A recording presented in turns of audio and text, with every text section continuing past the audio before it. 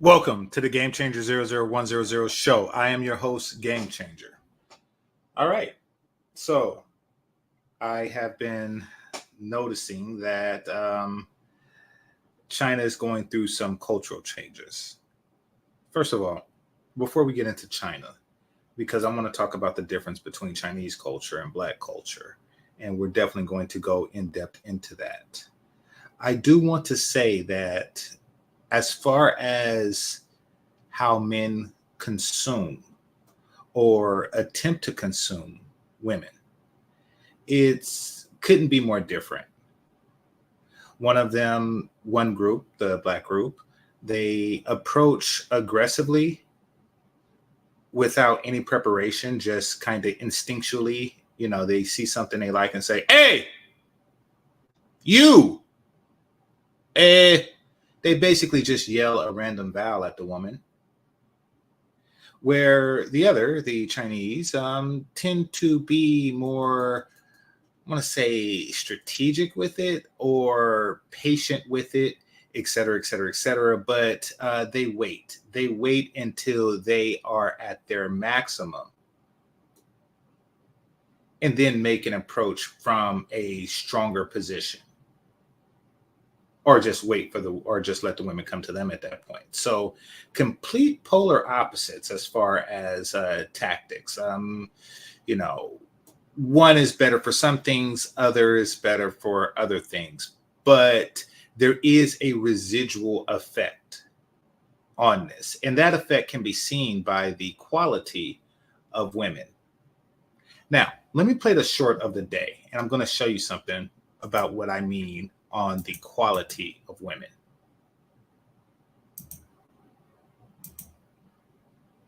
Hit the like button on your way in.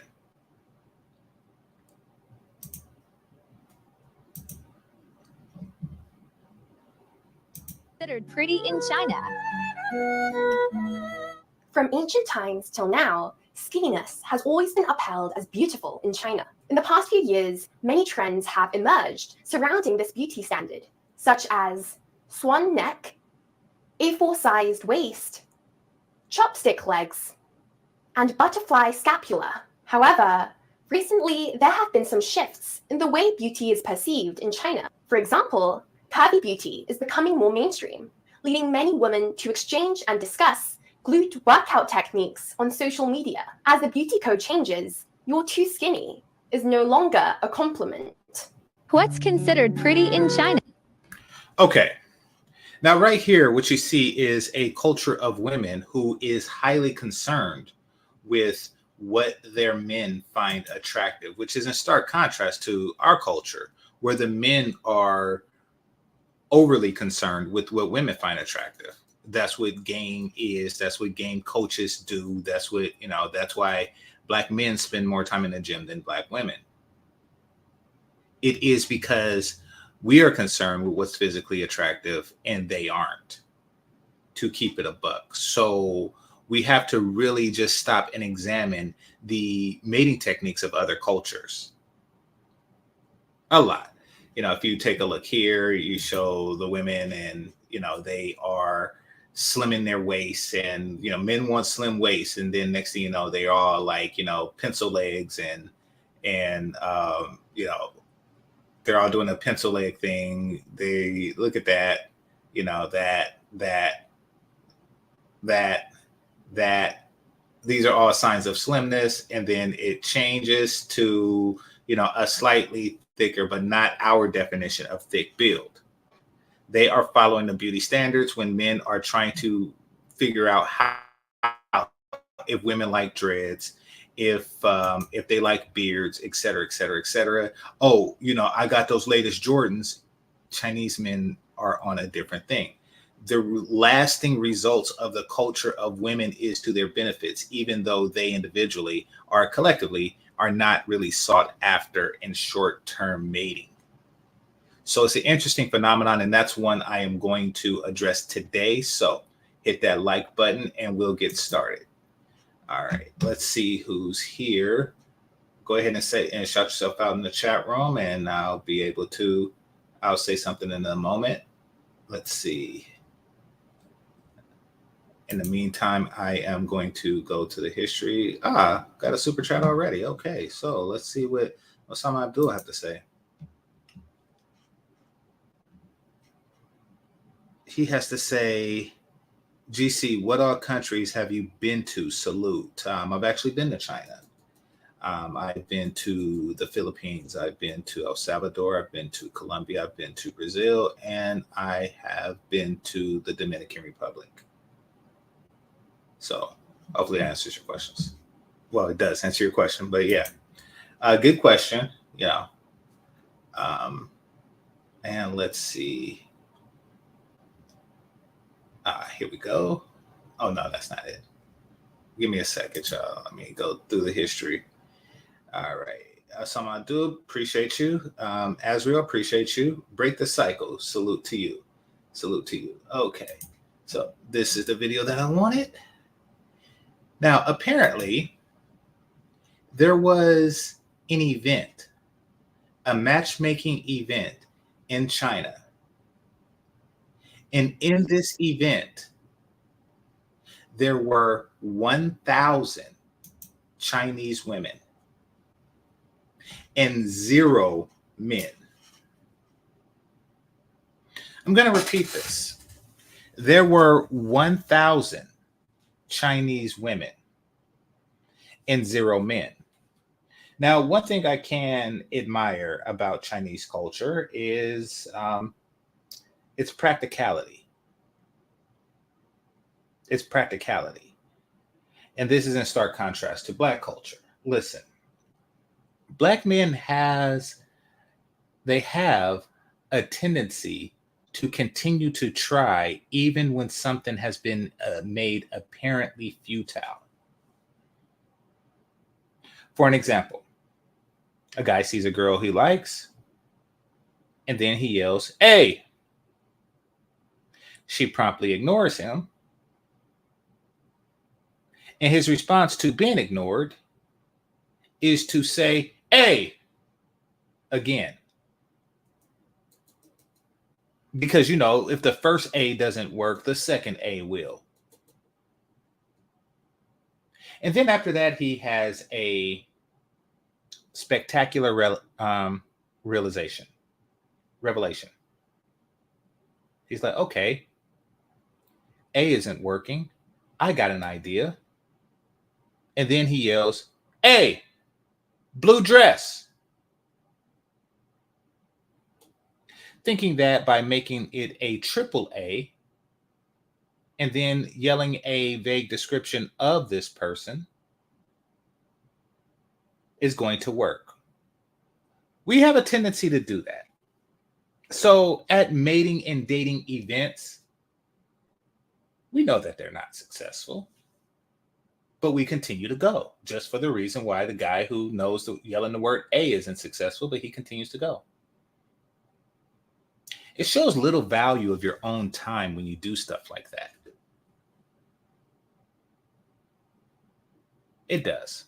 All right. But they apparently are of a difference because once it has been made clear that these matchmaking events are not a successful tool to get what you want from a woman, they simply just don't attend. On this show yesterday, we had a woman who said, "I have 300 guys in my Instagram inbox." 300 guys. She has 300 unread messages in her Instagram inbox. She don't go down on men, yet she allows them to buy her drinks. And Black men still go for that. Have a trouble learning from the mistakes of the past. All right.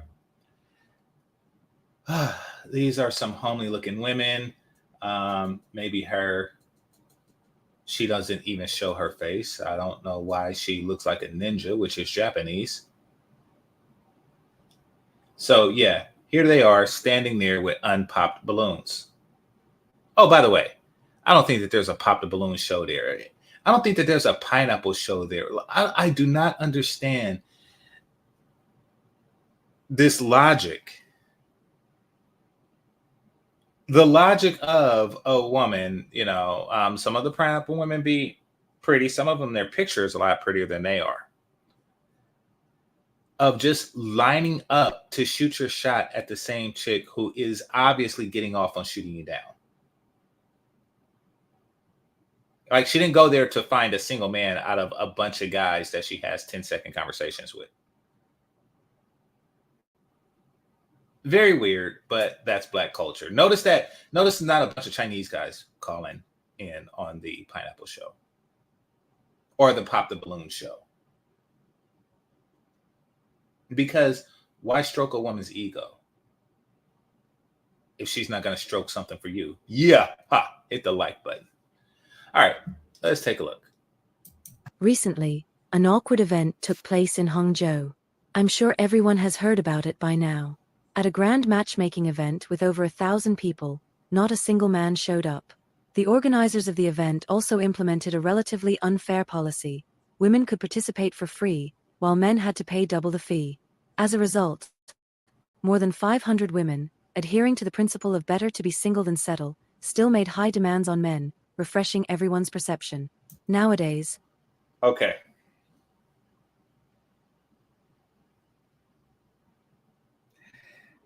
It seems like in China, they just discovered ladies' night.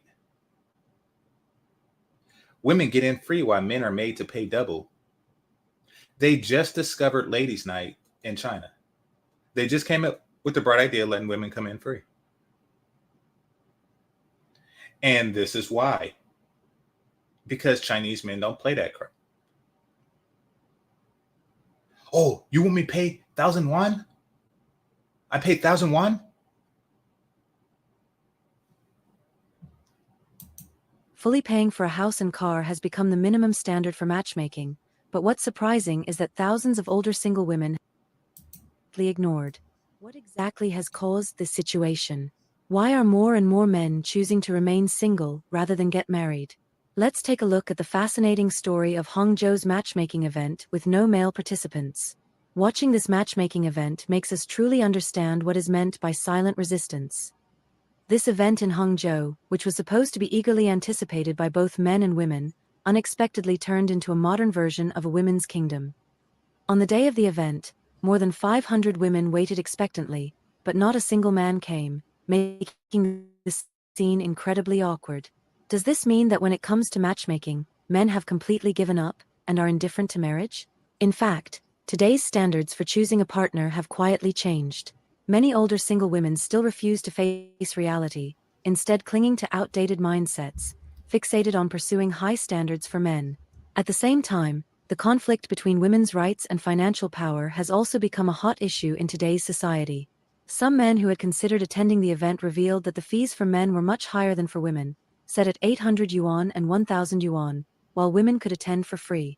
Considering how hard it is to earn money these days, many men felt that the organizers' approach was quite off-putting.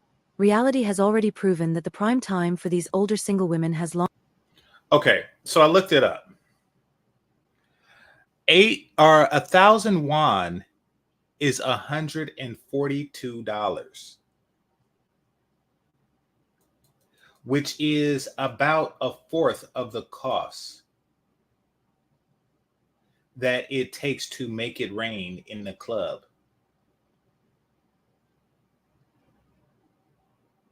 And to me, that's high. To me, that's high. I'm not going to lie. Like $142 just to go to an event. You're paying, basically, what you're doing is you're paying for the possibility of sex. That's what all dating venues are selling. They are the real true PIMPs of the world. They basically say, let's just take Bumble for an example. They're like, okay, if we get these women to come to our app and put out, we ask that you pay for our service to connect you to the women that put out. Women stop putting out, and then Bumble goes under. Their stock declines. That's all dating venues. That's all they're doing. They're charging men for access to sexually available women. But once it has been made clear that they are not as available as, the venue would suggest, then it's like, because basically what she's saying is once these guys get there, the women are saying, do you own your house outright? Now think about what that means. It means your house must be completely paid off. Not that, you are a homeowner in the sense that the bank owns your home and you're paying the bank until it's paid off. No, she wants it owned. And I get the feeling, because China is a densely populated place, that very few people own their home, because there's a billion people and there's only so many people, so many homes. So the price of housing is probably extraordinary. Basically, this is their way of saying, I only want a baller. And men don't have time for that, especially if you don't own a home. He might as well just take that 142 won to save up to buy a home. Put that on his mortgage. Like, why would you deal with that? Long past, and they are no longer in demand. Young men without financial means. Oh, crap. Dang it, commercials. Is it a commercial or is it just buffering? It's probably just buffering. All right. Somebody said, look at all the fillers on her. I'm really not able to tell. And that's because Simply cannot afford the high costs of matchmaking, while those with decent financial conditions have no need to attend such events, and certainly don't want to face women with overly arrogant attitudes and excessively harsh requirements.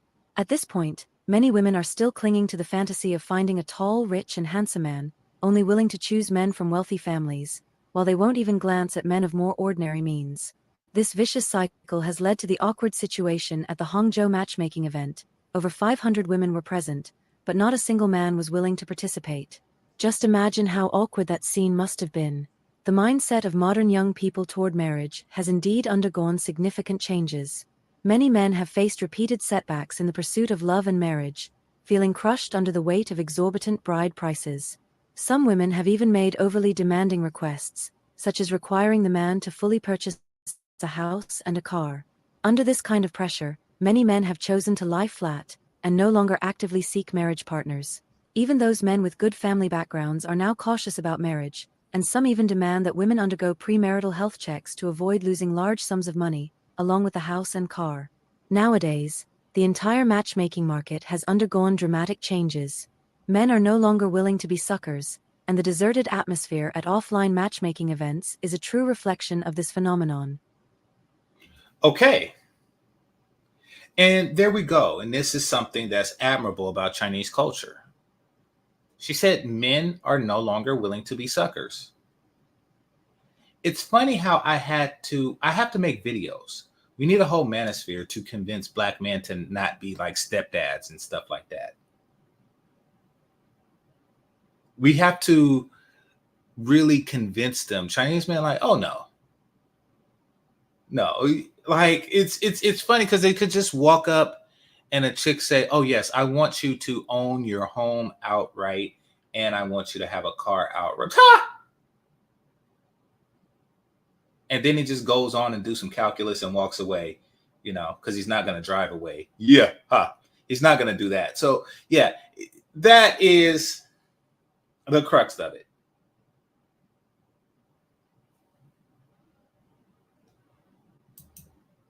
What do you think about the awkward scene of this 1,000-person offline matchmaking event where no one showed up? A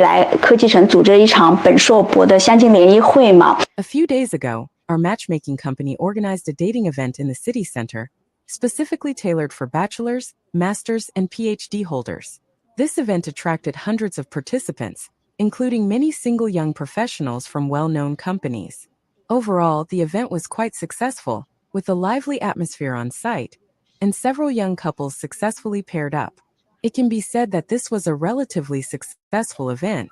However, I was a bit puzzled because, despite the large number of people who signed up, especially male participants, the gender ratio on the day seemed a bit unbalanced.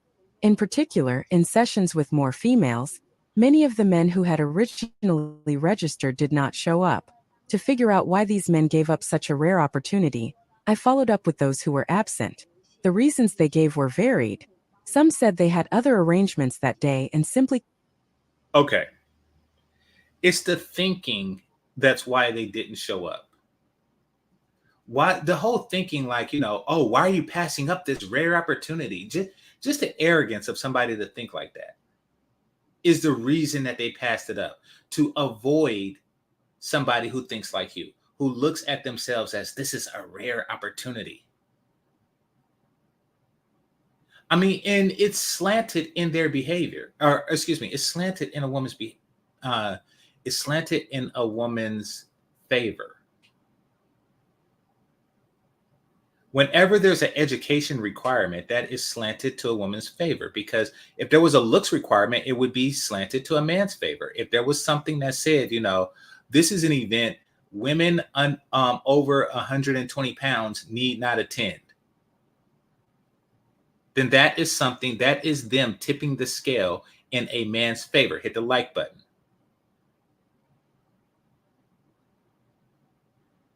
Them having an event saying that, oh, he must be a bachelor's, master's, or PhD holder. So why are you avoiding an event where the women are getting with you based on your education? They couldn't make it. Some said they would rather stay home and play video games than attend such a dating event. Even more shocking were those who bluntly admitted that they hadn't actually wanted to attend. It was their parents who signed them up, and they were not interested at all. I was left wondering, with such a great opportunity to find a partner right in front of them, why didn't these single men seize it? Actually, I also want to take this opportunity to appeal to all the single people out there. In the future, our company will continue to hold similar high-quality matchmaking events, so don't miss out. Of course, gentlemen, there's no need to feel too much pressure. Even if you don't find the right person in one event. Okay, she's being clever. Because she is selling this event, what she's doing is she's like, okay, this is the event, and there were people paired up. She's basically putting the event in the best light as she can. Oh yes, there were men and women there, and blah blah blah blah blah blah. Yeah, there could have been more men, and the men that were there were brought there by their parents. She's not going to see. She didn't mention the exact ratio, is what I'm getting at, and she wants to hide that information. And she also don't want to give men a valid justification not to attend these events, because the men bring the money to these events. That's what it is. And if you can't convince women to hook up on reasonable standards, then men, smart men, Chinese men, are not going to attend. It's no big deal. Just treat it as a chance to make new friends. After all, getting to know more female friends can only be beneficial. If you have a scheduling conflict or are too shy to participate in such in-person events, you can always contact me directly, and we can arrange one-on-one meetings with women for you. Don't be shy. Who knows, the opportunity to find a partner might be just around the corner. I really feel a bit helpless. Yesterday, a friend of mine invited me to attend a singles event that he organized. They had invited many people in advance, but in the end, very few men showed up, and most of the participants were older single women with decent jobs. My friend has been in this field for many years and always wants me to participate in his events because they organize similar events every year, whether high-end or low-end, often in cooperation with guilds or companies. But unfortunately, the success rate has never been high. I went to check out the scene. As soon as I arrived, I saw a group of women. They all had a good demeanor, mostly older single women, but there were hardly any men. The few men who did show up were mostly those repeatedly invited by phone. After taking a look, I felt the quality of the event was indeed not high, so I left. As I was leaving, I happened to see two men leaving as well, and I asked them why they were leaving so quickly. I asked them, "There are so many girls here, don't any of them catch your eye?" One of the men replied that they came with a mindset of just giving it a try. For this kind of low-end event, everyone is just going through the motions, knowing the success rate is not high. I continued chatting with them and told them that many of the women on site were actually quite good, with good family backgrounds and jobs. I asked why they were still unwilling to choose these women. They candidly admitted that it's not that older women are unacceptable. Women with the right What's going on with her eyes? Her pupils are big. I know she has on contacts, but is that a thing in China? People who've been to China, let me know. Is that a thing in China? Is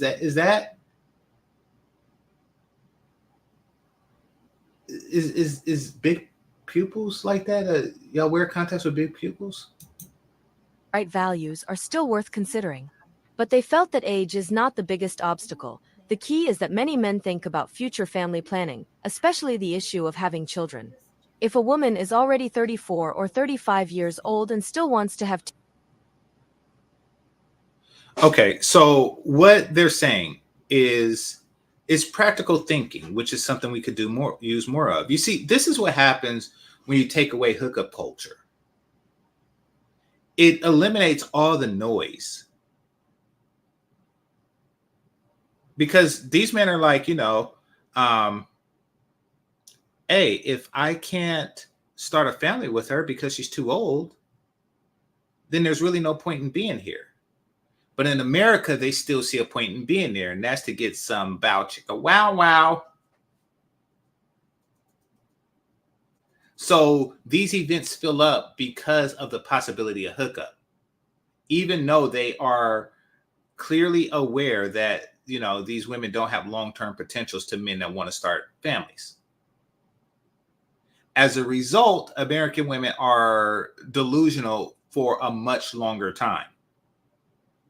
Because when they go to events, they still get a turnout and they still get men talking to them. But many of these men have already determined that these women are no longer long-term material, but they could do something in the short term.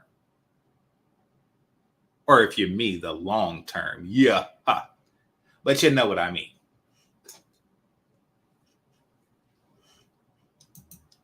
two children, there might be fertility challenges. The main issue is that these older women often have very high expectations of men, from housing, cars, education, height, to family upbringing. These requirements are quite high, and many men don't have enough advantages to meet these conditions. So they hesitate and don't want to choose these older single women who, despite their good conditions, come with such high demands.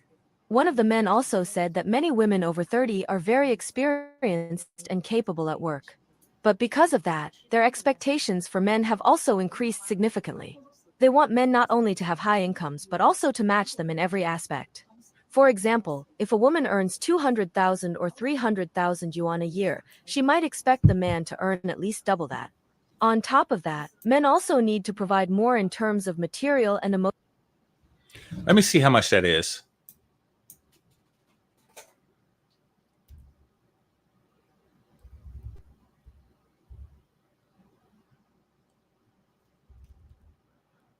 Okay, so 100,000 won is $14,000. And $200,000 is $28,000.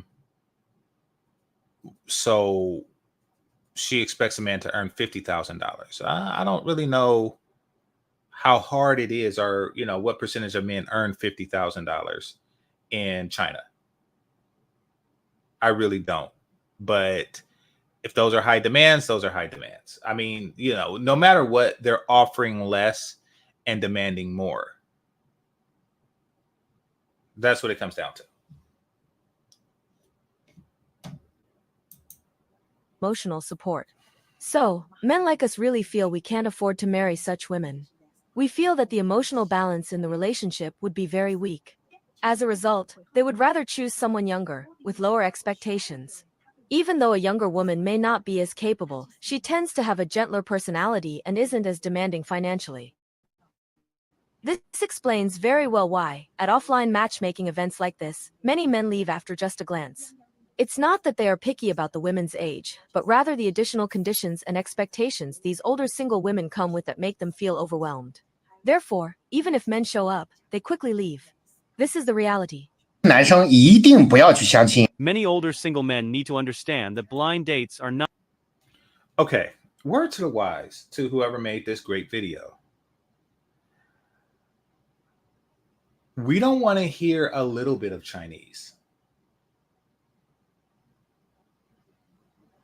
We do not want to hear a little bit of Chinese. The language, with all due respect, just simply isn't pleasing to English ears. Which is why the Bruce Lee movies, they had the bad talk over, and Bruce Lee's voice or Bruce Lee's words didn't match, his lip movement didn't match his words and stuff like that. That's because we don't even want to hear a little bit of it. We don't even want, like when we're watching with subtitles or something like that, we still just turn the volume off. We don't want to hear a little bit of it. It is not pleasing to English ears. And maybe our language isn't pleasing to your ears. But yeah, just start with the translation. Don't even play like the little bit of Chinese before the translation. Thank you. Not necessarily the best way to find a partner. A lot of people might think, I can't find someone, so I'll just go on blind dates. But the reality isn't that simple. Nowadays, almost all women have certain material requirements in blind dates, like having a car, a house, or even being able to make them happy. This isn't the era where people meet and immediately decide to get married anymore. The process of blind dating has become more complex now. At its core, blind dating is just a way to meet people. It doesn't directly guarantee you'll walk into marriage. Most women nowadays want men who not only meet certain material conditions, but can also provide emotional support.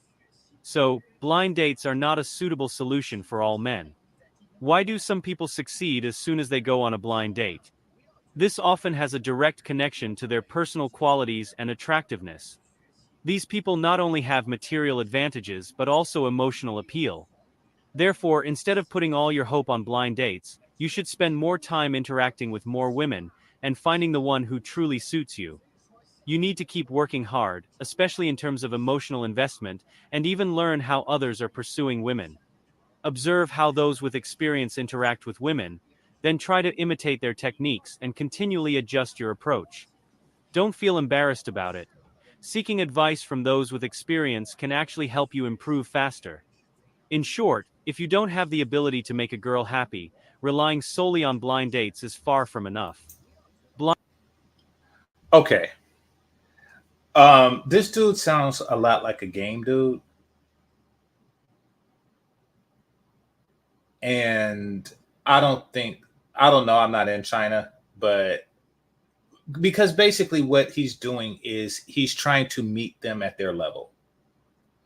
He understands that they have ridiculous standards. What he's saying is, okay, let's talk about how to meet their outlandish standards. But the truth is that they're offering less and demanding more.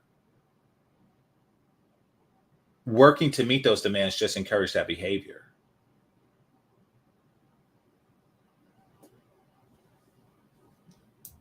Blind dating is just one channel, but whether you succeed depends on how you improve yourself, showcase your strengths, and win the heart of the other person emotionally. 我是非常不推荐男人去相信的。I strongly See, yeah, you see that little bit of Chinese. I hate that. But should men really try to win the heart of someone who hasn't won yours? Now, that's a fair question. Should men be trying to win the heart of somebody who hasn't won yours? Like, y'all should be trying to win each other's heart. And you're not winning her heart, she's selling it. Advise men not to participate in blind dates. The women you meet during blind dates often have a strong transactional mindset. They will weigh the pros and cons because these women see themselves as sellers in the emotional market. Many of these older single women fail to recognize their own position. Since they have already entered the matchmaking market, it indicates that their options are limited. Think about it. Top talent usually doesn't go to a job market, right? Similarly, the women who enter the blind date market are generally of lower quality, yet they still think of themselves as premium sellers. When you engage with such women, it's not just about showing off your conditions to successfully match. These older single women often have a lofty attitude, and many times you have to first demonstrate your willingness to invest, even by putting in a lot of effort and resources. Many men don't understand this point. So basically, we're showing a pattern. And you may ask yourself, why are young women of lesser value? Why do they have higher demand? Or excuse me, why do young women of greater value have higher demands? We are all here for a blind. Hold on, I'm confusing myself. Let me pause this for a second so I can, clear my thoughts. Why are young women of greater value having lower demands than older women of lesser value? It would be like asking for more money for a older used car than a new model.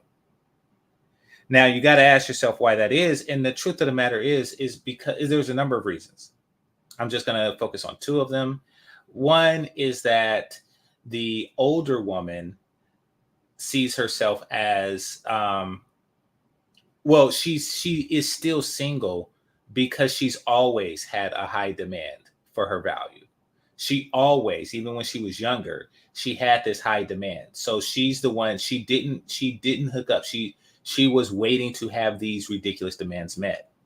That's one reason why they are in that situation, and why that dynamic exists. Another reason is because they tend to base it on their income or their failed attempts to reach that income. Not every woman who is older and single is a successful career woman. However, she wanted to be a successful career woman when she was younger. And you all hear the stories about the women who are like 37 now and they still have student loan debt.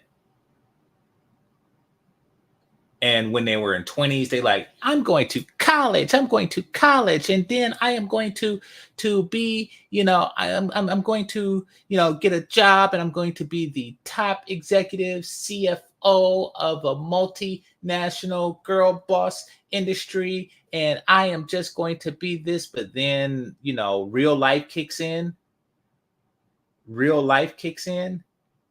And they understand that the degree they have is held by, so many other, young, hopeful women like yourself.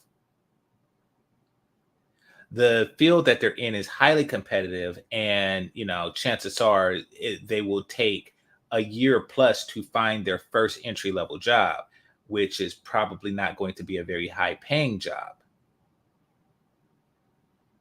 And then, since we live in a day and time where companies come and go rapidly, I'm going to repeat this. Companies come and go rapidly. I mean, of course, there's the government that's stable, whatever your local utility, and, hospitals, medical industry, that's pretty much stable.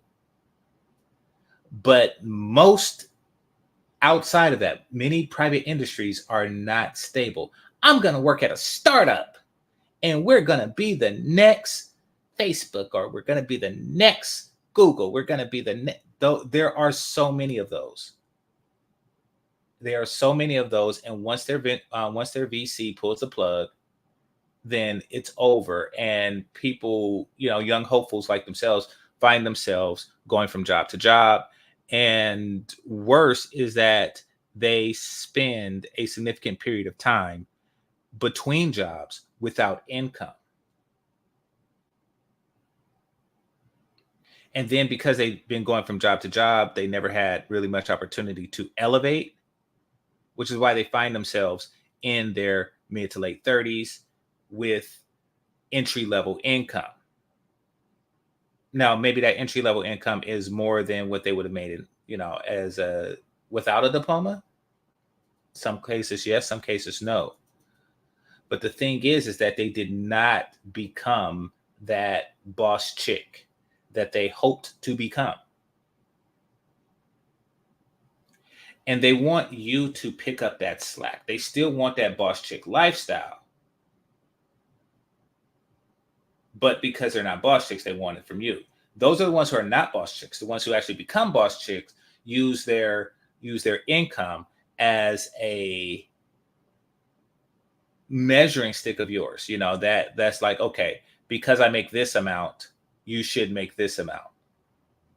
Where at the same time, the women who don't make that amount are still saying you should make this amount. So it really doesn't equate. It's a bad deal for women all the way around, but they have been sold this bill of goods because shows, movies, et cetera, like X in the City teaches them that, because X in the City, you know, apparently the woman was like a blogger or something like that. She was a blogger. She wrote for a newspaper, or she wrote for a magazine. Like, people still read those. And she did it like throughout the whole thing. She wrote a paragraph a month, it looks like. And you know, she had like a lavish New York lifestyle full of name brand shoes. They still chase that. They still want that. But real life is the overwhelming majority of women are not going to get that. And then when they come to that realization in their mid to late 30s, it's like, okay, are you going to fill my closet? Are you going to fill my closet with shoes?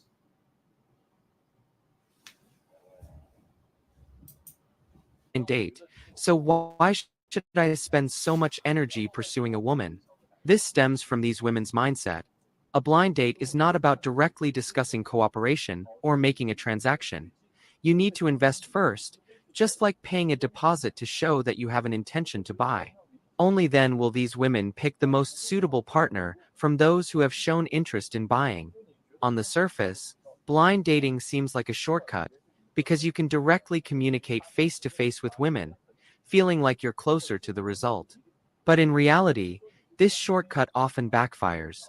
The simpler the channel to meet women, the simpler it is for other men to meet her too, which makes the competition even fiercer. On blind dates, you usually encounter those women who are the hardest to deal with, yet whose conditions aren't that good. Therefore, unless it's absolutely necessary, men should never go on blind dates. Blind dating is a way to avoid competition. What are men avoiding by going on blind dates? First, they are avoiding the opportunity to actively meet women on their own. Second, they are avoiding the process of enhancing their own attractiveness. Lastly, they are avoiding the learning process of communicating with women and the ability to learn how to make women fall in love with them. You find He sounded very smart until he started talking towards the end, because in a blind date, you still communicate. I think that they have a different definition of blind dating. Maybe what we call online dating, they call blind dating. But this doesn't make sense, really. Now, if what he's saying is true about online dating, what he said is very true about online dating. So maybe that's the case. all of this too troublesome, and you want to take a shortcut. You don't want to face competition, nor do you want to improve yourself, so you end up paying the price. Dealing with women who are neither high quality nor easy to get, and are even full of tricks and deceptions. This year's 3:15 Evening Gala also exposed the scams on matchmaking platforms. Many of the women shown on these platforms don't even exist, or the women arranged by matchmaking agencies are just employees of the company, professional shills, or actresses. These scams target those men who are lazy, avoid competition, and want to skip steps. This, in fact, reflects the greed of human nature. He is spot on with that. And it's funny because, hold on, 1344. It's funny because this chick here admits that she was asked to do an online event for a friend.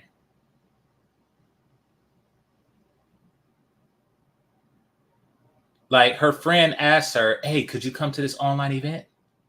And we all did that, ask the home girl, maybe even your girlfriend, to balance out a speed dating event that she was throwing, or that the homies was throwing and stuff like that. We've all done that.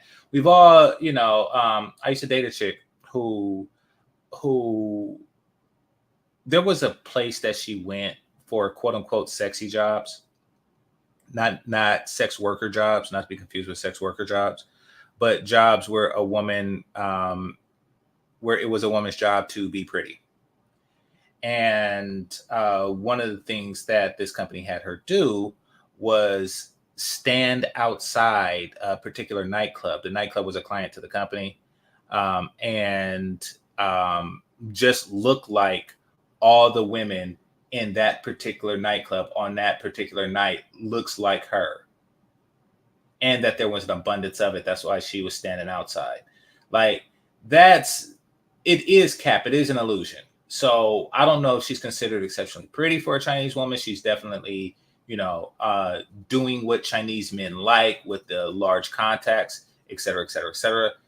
Like, she's actually attempting to do that. So maybe that's their type. And he's like, yeah, you're pretty, sit here and entice the men to come in. Now, what that does is, men are going in they're not going in. And that's why she's upset. And that's why she brought that up, I should say. But presumably men would go in with the thinking that, oh, okay, I got a chance at her. Let me shoot her my number, or let me take hers. And then they get ghosted. And, it's only so long before men catch on to what's happening, because, this guy here, for example, who's calling it out, it seems very young. Asian people age funny. Oriental people age funny. I really don't know what age they are when I look at them. So I'm going to, if he were white, he would look young. He would be young. I would say that.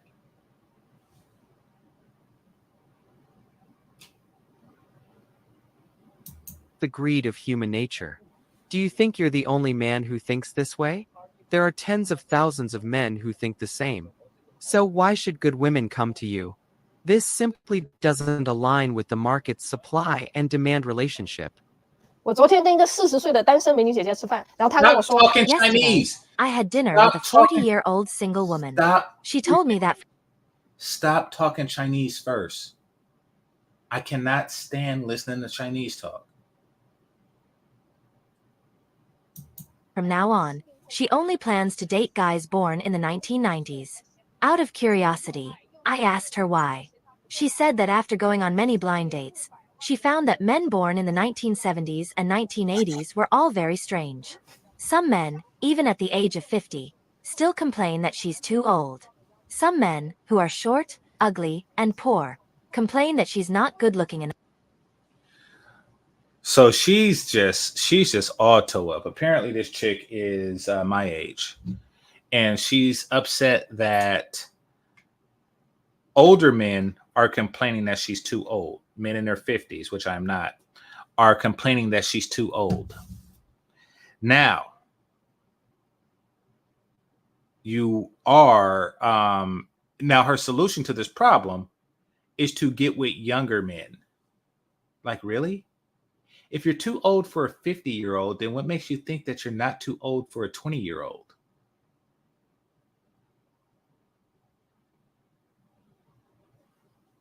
Ancient Chinese secret. Enough. There are also men who brag about making millions a year, but take her to eat ramen on dates.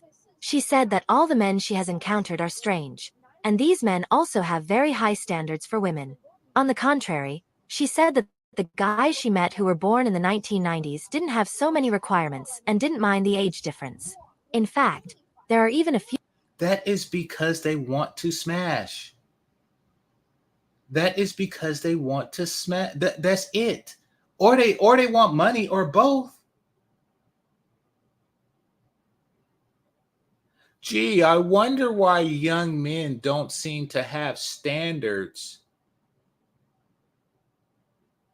Oh, here, you want an Xbox? Here you go. They just don't seem to complain about my age or how I look. Oh, you hungry? Here you go. Yeah, they never seem to worry, and they really think that I'm beautiful. Sure, you can borrow my car.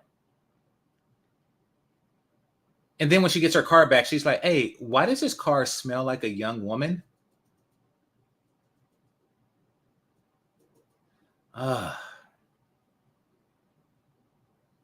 Why does this car smell like a young woman? Why is there a college ID in this car of a woman with big pupils? Are you using my money to attract younger women who are attracted to guys with money? Oh, ancient Chinese secret. few guys in their 90s who are actively pursuing her. That's why she plans to only date guys born in the 90s from now on. She also mentioned that in today's society, where there are more men than women, any older single man who's left is likely to have some issues. Men are left single mostly because they are passive. Oh, she's stupid.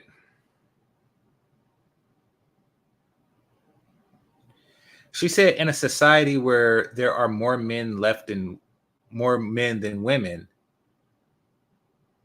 that any man left over has issues. He's left over because there's more men than women. I don't think she knows what the word more means. If there's 10 men and 7 women, then 3 men are going to be left over. And not because they have issues, it's just that 3 men have to be left over. Now, if 3 women are left over in that situation, like you, then that would mean that she has extraordinary issues. China is one of the few places, if not the only place on earth, where men outnumber women. And for those of you who don't know, but I'm sure most everyone here does, especially if you hit that like button, it's simply because they had the one-child policy for a period of time. I think it was like 30 or 40 years. And as a result, or definitely 30 and 40 years ago. And as a result, because boys were preferred over girls, that one child tended to be a boy. They took measures, including, sending their daughters, their newborn daughters, to the U.S. for childless couples, and they did that en masse. So as a result, there is a gender imbalance, and still the Chinamen keep they pimp hand real strong. They keep that hand strong. They like, yeah, listen, I know it's only a few of you and there's a lot of me. So the competition, so the market does favor y'all, but hey, I'm still not going to get with you if you over 27. That is some strong PIMP HAND.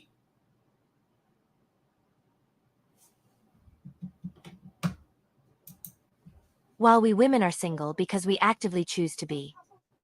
As a woman myself, I really wanted to advise her, but in the end, I stayed silent. Do you know why? Women are single because they actively choose to be, but men are single because they don't want you, yet you complain that this age group of men don't want you. How's that choosing to be single? They're choosing not to be with you.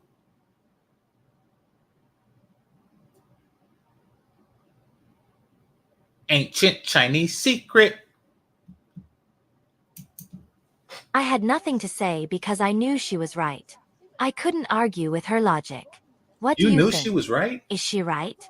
Today, I want to say something that might upset millions of women, but I'm saying it for their own good. Where the fat women at?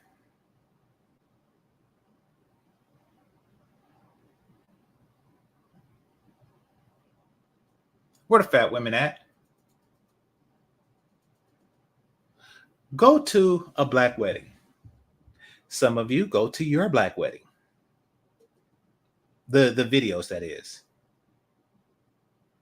And then show when they do the electric slide.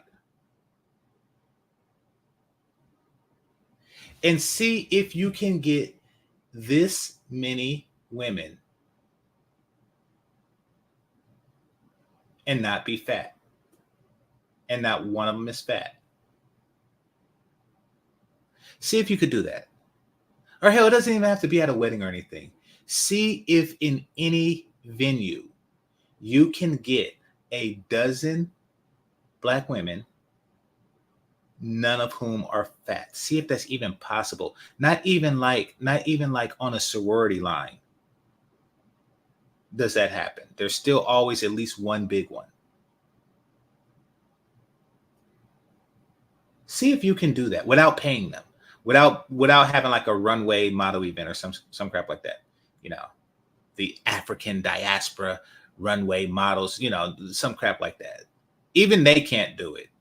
When you look at Dr. Umar's event where he does a fake wedding to 2 women, they're almost always fat, and that's just 2 of them.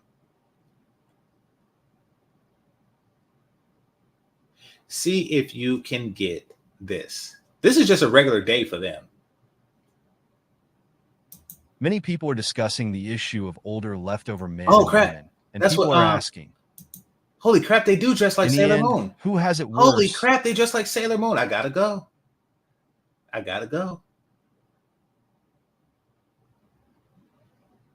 They dress like Sailor Moon. Like it's one here in the corner. Older leftover men or older leftover women. Many believe that leftover No booties, but I don't care. men have it worse. Their logic is that since women are economically independent, they will fare better in their later years than men, who are less economically capable and thus less independent, leading to a worse situation for them compared to women. From a psychological perspective, some people argue like this. It's like a football match. If the score is 2-0 and the women fight back to make it 2-1 and eventually tie it 2-2, even though the score is tied, the side that Okay, I want to point out that this is rare. This is rare. Titties that big is rare amongst Asian women. I don't know if they're fake. I do know that it's extraordinarily uncommon. And if you find it, cherish it. Because it is, if it's natural, of course, it is extraordinarily uncommon. caught up has a psychological advantage and a better mindset. Therefore, they say that older leftover women will have a better life in the second half of their lives. I think this kind of reasoning is really ridiculous. I sincerely advise everyone to stop consuming so much chicken soup for the soul. The so-called chicken soup for the soul is just a tool to numb your thoughts, giving you a false sense of hope, making you temporarily forget the harsh realities of life, just like boiling a frog in warm water. Those who truly understand the truth about life won't tell you. So what he's saying is these older women are telling themselves that they're better off. And this is the mentality. And this mentality exists as commonplace here in the States. But the whole thinking that I'm better off, that single women are better off as single men, but no matter what, you're worse off than you want to be. It's not even a matter of that. Like basically you're just asking yourself who's more miserable. Like, yeah, I'm alone, but he's alone too. It's like, well, maybe y'all should get together so y'all would be less miserable. No, I'm happy knowing that he's more miserable than I am. And it really doesn't even work out that way. But they hope that it does. That's their only comfort. Tell you the truth, but we'll just keep feeding you chicken soup. This is also the trick that bosses use in the workplace, right? In reality, older leftover men might be in a much better position than older leftover women in the future. And this difference is not just a little better, but significantly better. I say these harsh words not to strike down. It is significantly better. From what I've gleaned of their culture, apparently it seems like they have events with 1,000 women and no men because those 1,000 women are looking for a guy that owns his own car and his own home. So if by the time you reach, say, 50, you actually own your own home and car, then you really have your pick of that 1,000 women. So yes, it is better, like leagues better, like a ridiculous. It really seems like, here's what I'm getting from their culture. Here is what I am getting from their culture. It really seems as if, hold on, 1709. All right. It really seems like as if you own your home and your car, you really just running through this line. You are just like, this is your rotation. So yes, eventually when you reach that stage of life, this is your rotation. And they will stay on your rotation until they reach a certain age to where they're complaining that they can't get with guys their own age because they're stupid. Ancient Chinese secret. What in the hell was that? What did that one chick have on her head? Is she like the girl from Bob's Burgers? What is that? Is that a panda bear? This chick right here. I didn't see it before because of the Chinese titties, but yeah, is that a panda? What is that? What is that? Somebody who's familiar with the culture. What the hell is that? Is that a bonnet? Is that what Chinese women do in the place of a bonnet? Is that a weave? Did she sell her hair to black women and she's walking around with a panda cap on?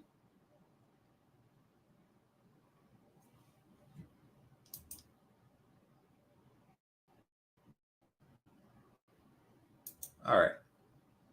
They say that older leftover women will have a better life in this, making you temporarily forget the harsh realities of life.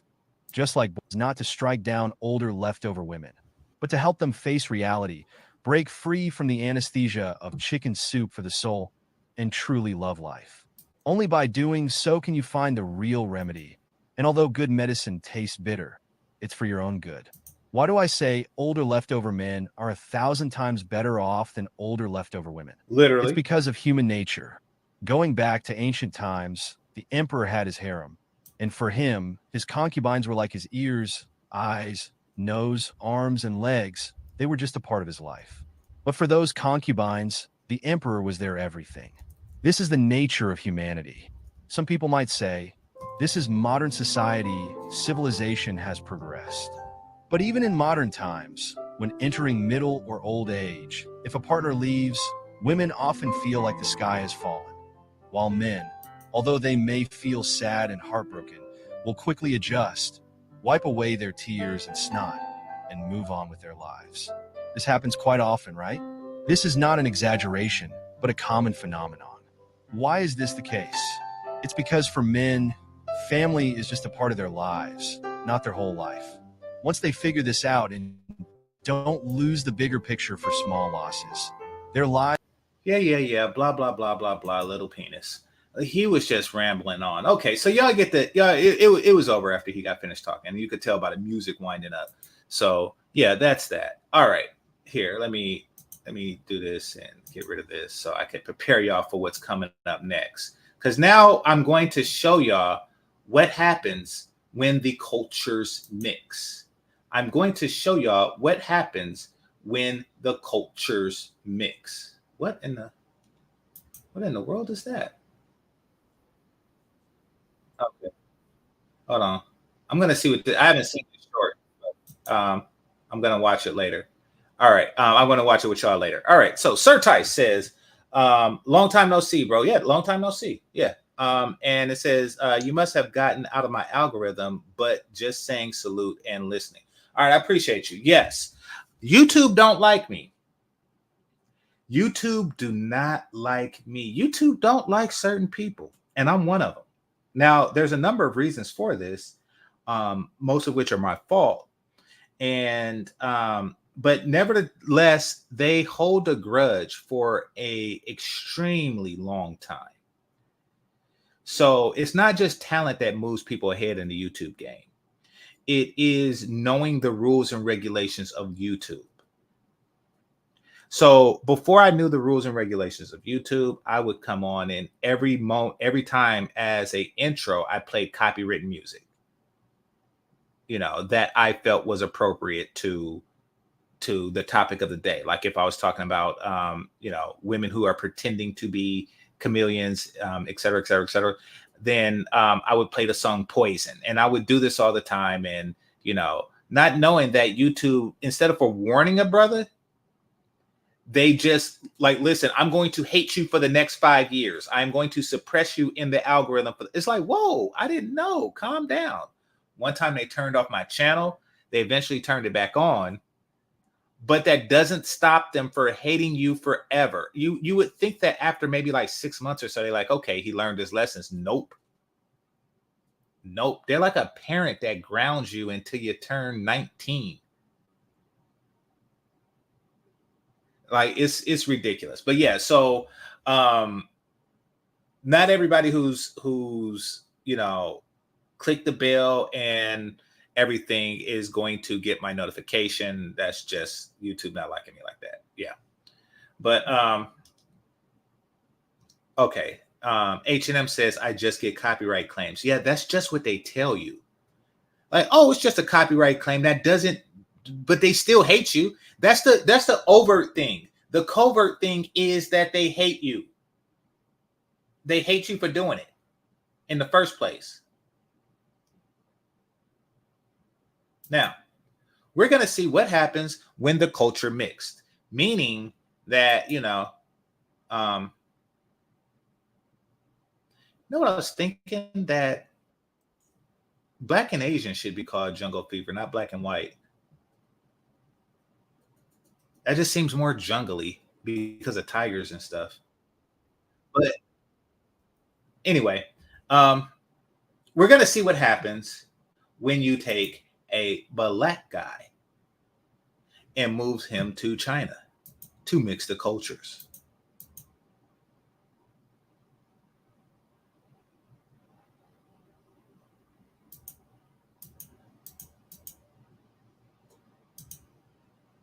He's going to go to one of these marriage markets.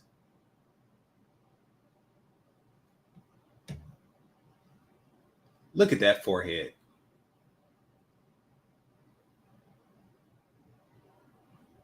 Look at this shirt. You got the plaid with the solid, and it looks like he's carrying a purse. Oh, maybe he's carrying a purse of this woman right here. They have absolutely no sense of fashion. And I like that. I like that. I like that they have no sense of fashion, because black men have they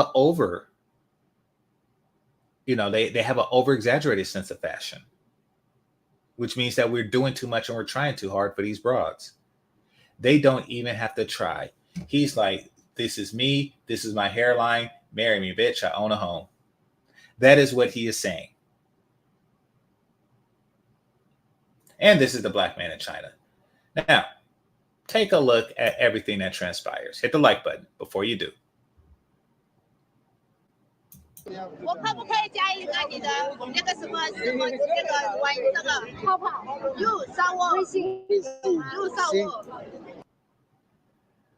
don't care how many of those Sailor Moon type chicks you get me, I will never learn Chinese. Because in order to learn Chinese, you have to listen to Chinese. I actually had some girls, and I don't think that they were Chinese, but their language was equally annoying. They were Oriental of some sort. When I was in high school, there was a lot of Orientals in my high school, and I like a lot about their particular culture. And I think they introduced me to a card game. It was either called Tonk or Benet. Somebody who's familiar with the culture, let me know. It was either called, and if you know the culture that's associated with this card game, then let me know, because I don't think that they were Chinese, probably like Vietnamese or something. So it was Tonk or Benet, and I really enjoyed it. And me, her, and her, we were in school, but it was like a slow day, and so we were just playing cards, and so it was me, her friend, and my friend, right? And we're playing this game, and then they start talking to each other in their language. And I'm like, stop talking, you annoy. And she was like, how do you like my card game and not like my language? I was like, these are two different things. These are two different things. I can love a lot of things about people's culture, and then I could detest certain things about people's cultures. I'm not the biggest fan of Brazilian food. I'm a huge fan of their women. I'm not a big fan of their food. Like, it's so that's just one thing. Like, oh gosh, the language.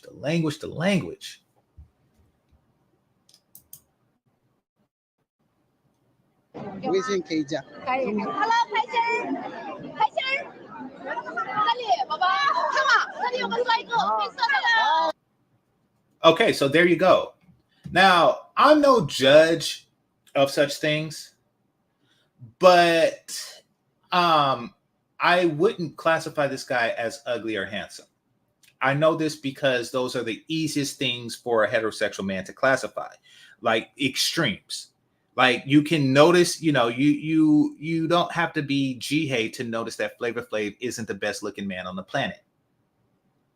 And you don't have to be G-Hay to know that Tyson Bedford is not the same as Flavor Flav. This guy is neither of those things. But to them, he is the most handsome. She actually used the words the most handsome. I have the most. Look at her gleam. Look at her gleam. So this one just yells into the crowd, says, I have the most handsome man here within earshot. He speaks Chinese. Within earshot of him. Like, she don't even care that she's blowing his head up. She just like randomly yelled like, hello, happy. I have a handsome man here. Okay, here's somebody that got something to say. Cantonese, maybe. Listen. Okay. I call it Chinese. And I know that there's a multitude of languages. And I know that some are more annoying than others. I've heard by Chinamen that that Mandarin is the most annoying of Chinese languages. I don't care. It just means that some are a little less annoying than others. So here she go. Why do they have these monkeys on their phone? Look at the other guys. Why is he angry? Why does he look like a kung fu villain? All right. Anyway.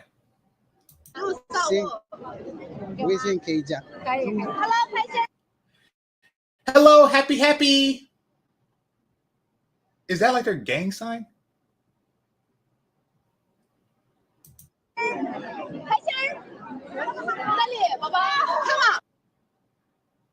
Here, baby, look.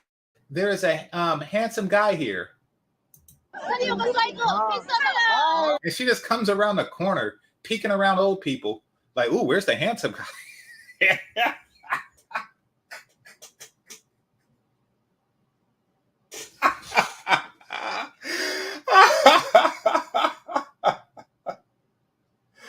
Holy crap. Okay, somebody said, could it be that he's a novelty there? No, because look at the other men there. Orientals, I'm sorry. Through all of your virtues, you're not a handsome group of people. Which is why regular black guys seem to just be like the most handsome and the chicks are gleaming.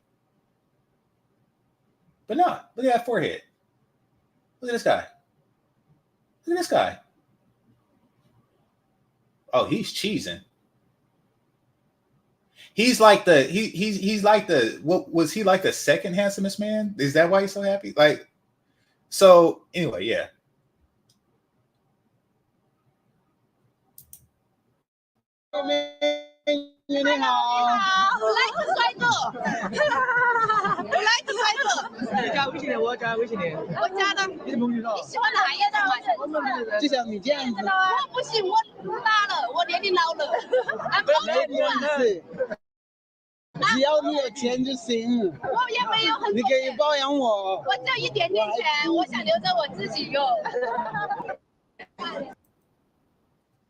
See, look at that. Of course he's the most handsome guy. Look at his teeth. Look at his teeth. And look at his teeth. It looks like that he grinds coffee with his teeth. That instead of for a coffee machine, he actually just choose a bunch of beans and then spit it out into a filter and make coffee. Of course he's going to stand out. Now, keep in mind, this is not an insult to the brother. We're all average. We're all average, some are just more average than others. Just like, a B is more average than a D. But yeah, anyway, hold on.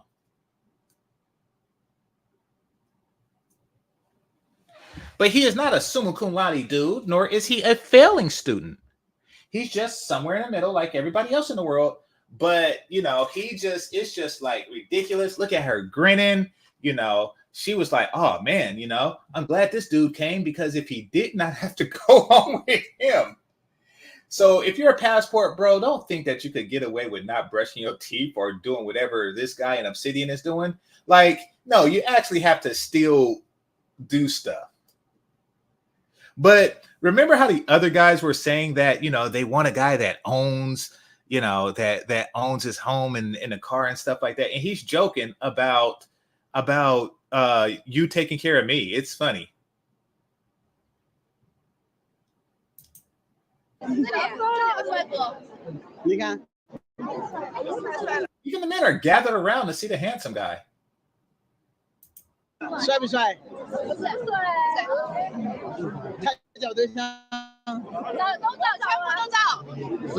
of us are searching.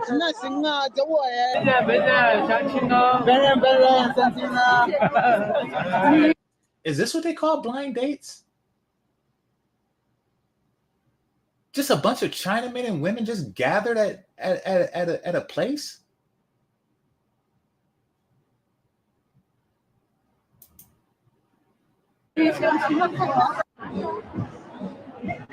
Yo, what's up, guys? How are you doing? Welcome to my channel. This is your guy Tranos Day, and today we are in a very amazing place. I've just taken you to one of the most craziest places that you've ever seen in your life. This is called the Blind Date Street. This street can only be found in China, Chongqing. Y'all arguing over the chick with the jeans, and it's like a billion of them. Literally a billion of them, all with jeans. And I don't know what's the rate of like single people in. Do they look different to you? Is that what it is? Do they actually look different to you? Press 1 in the chat if Oriental women look different to you. Is that what it is?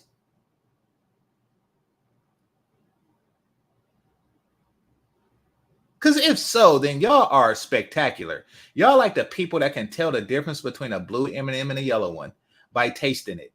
If they look different to you, that is a spec. I mean, of course, like a C cup is going to stand out in China, and if she just so happened to be like 5'9" or some crap like that. But they look different to y'all?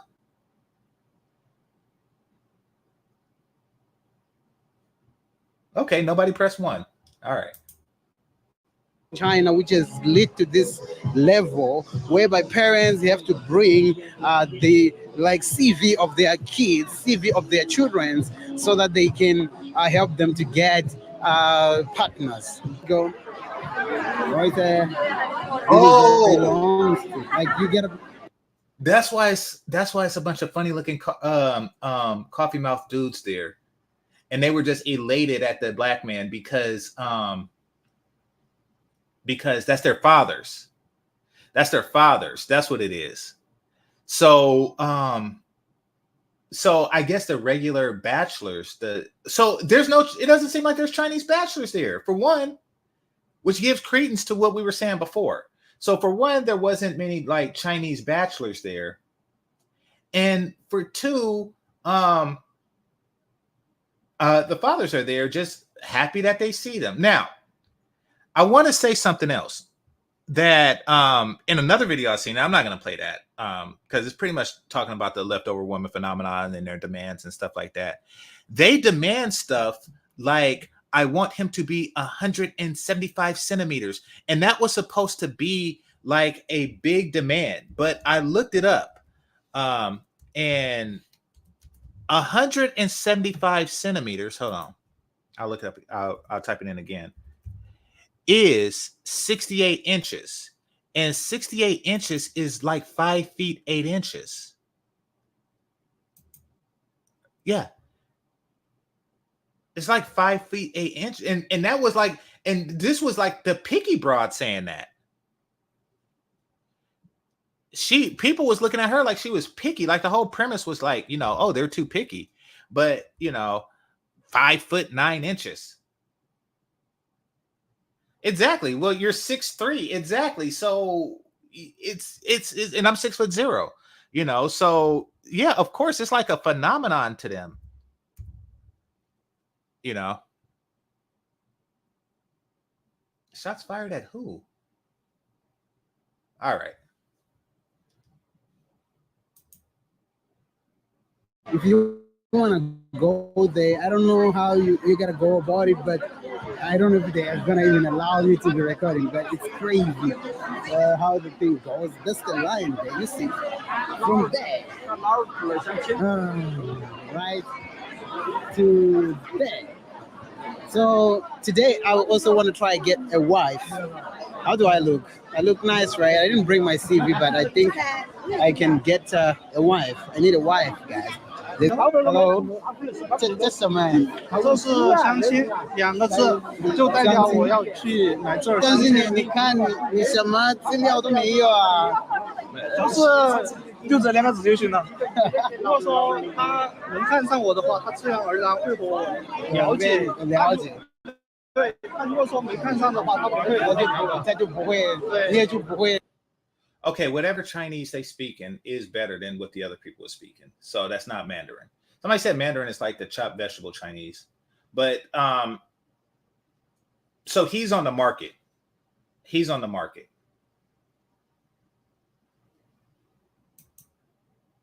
让他知道更多的信息。哦，那好，祝你好运。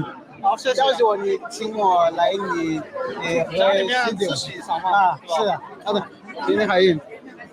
Let's see. You can see the edges. There's a gap. And that's another thing.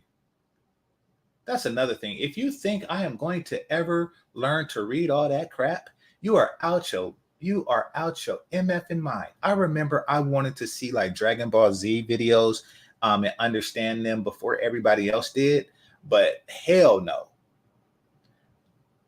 What is this? What is this? And this symbol here means nigga. But I don't know what everything else means.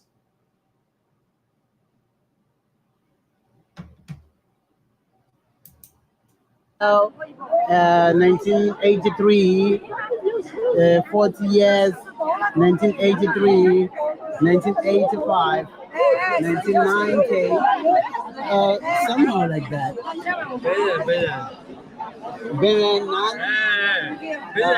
Oh, 很帅，我很帅。你是哪里人？我是南非的。南非口友。那个远跑下来，留学生啊。留学生。那厉害。1.6米。1.6 meters. So he actually don't meet the height requirement that they were asking for. Because they were asking for that one chick. Okay, so she was being picky because that one chick was asking for 175 and he's 160 meters. By the way, everybody else in the world is in sync with each other. I repeat, everybody else in the world is in sync with each other in the sense that they use the metric system.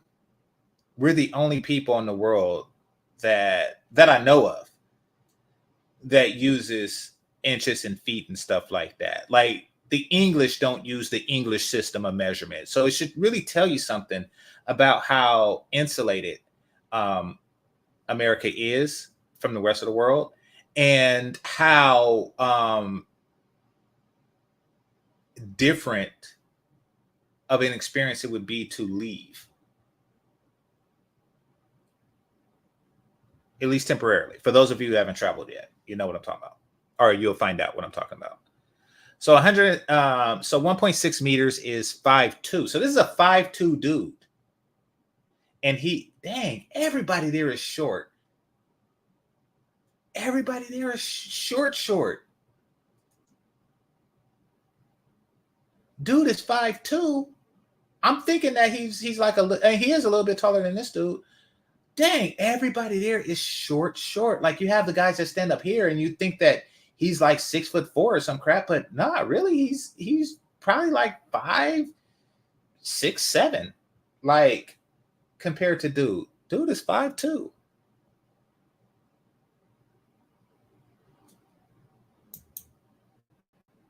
帅，很帅。拍个抖音嘛，拍抖音。不是，就是这个生活。拍个抖音噻，拍抖音，拍片噻。我拍你，然后到时候你就。要得，拍我。行。Well, okay. And this is why I'm happy that things like YouTube exist.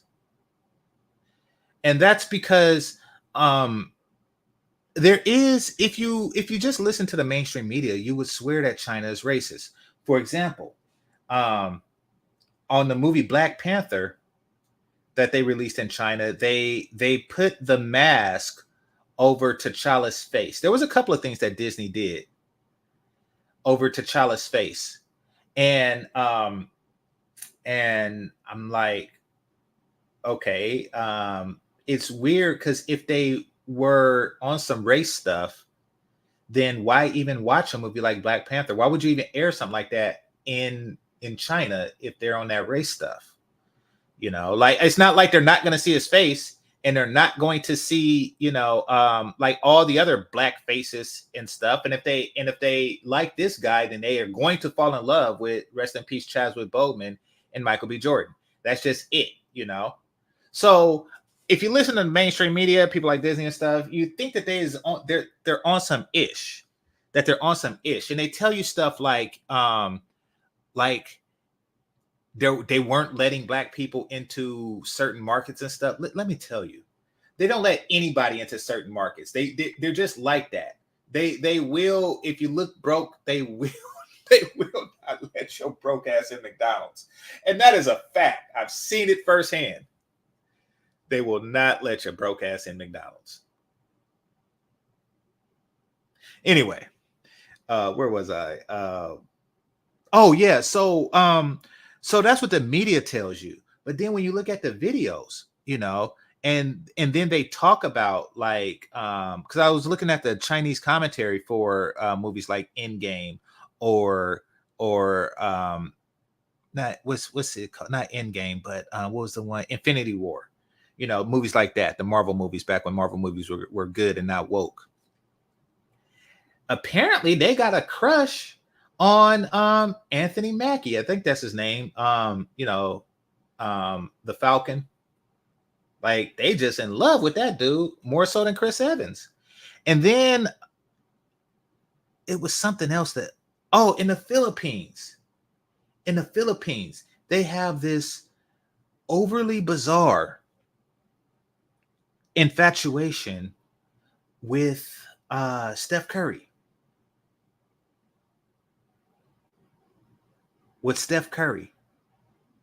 I don't know if this is a talent or if it's that he's a family man, or is it because he's light-skinned black or what? But they are just really just stuck on that dude. They are really, really just stuck on that dude.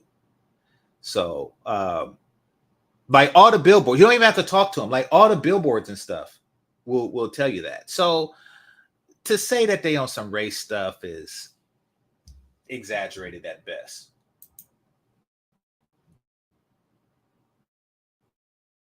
Nice. 行，我就拍你。拍。Hello， 大家好，欢迎来到这叫什么庆节对吧？人民公园。人民公园，今天我们有这位帅气的男子，这就是男子汉，敢做敢当。你看啊，所以今天呢，他是来找对象，对吧？对，我还是挺佩服。要不我就在这里加入你，咱们一起吧。但是我没带那个简历没带呀。这站着来都行了。行，站着来都可以。一起站着来行。那没简历啊。Still taller. He's 160 centimeters.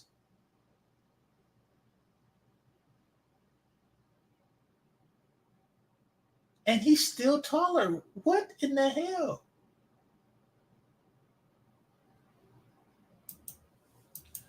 Oh, and another thing. Being black makes you look taller than not black people, especially ones who aren't used to black people. I noticed because in the Philippines, I dated a half black and Filipino girl. And she was telling me that girls and family members, because she was born here in the US by a black father, obviously. And then through immigration and legal reasons, she was made to move back to the Philippines. That's neither here nor there. The thing is that she was raised with her Filipino side of the family. And when they get together and take pictures, people ask her to stand in the back because she's tall. But the person asked, and I think I told y'all about this, but the person asking will be taller than her. They just don't realize it because she looks taller because she's black. It was funny when she told me that.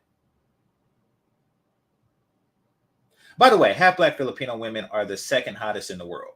Just saying.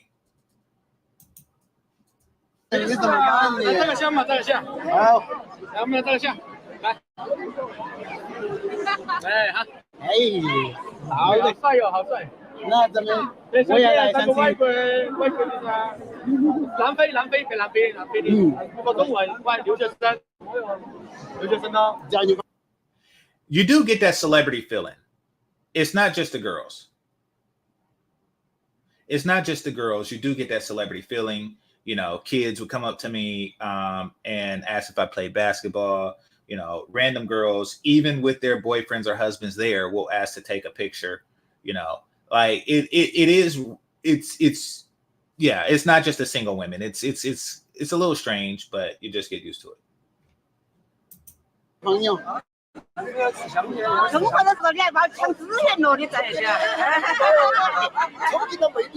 They say you robbed our resources, our daughters. There are many beautiful women in Chongqing. 美女多，对呀，要长腿的。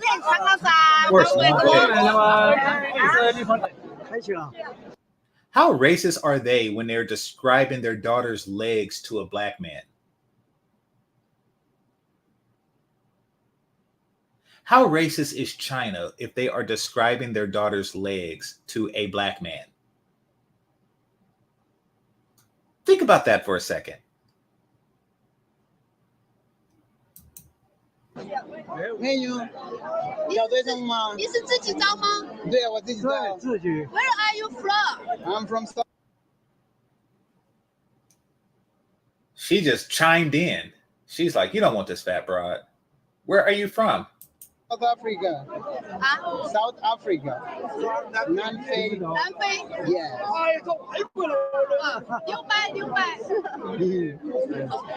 我之前是没有看到你。 Dang, she just C blocked this chick right here. 来重庆多久了呀？ All right, no, she dirty macked. She just dirty macked this chick right here. 年吧。2年，那你做什么工作的呀？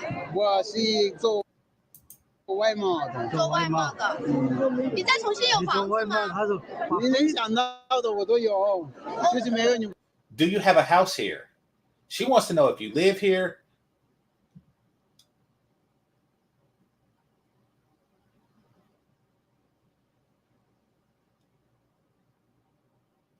When you're smiling,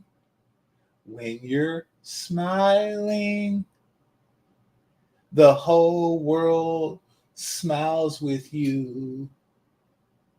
When you're laughing, you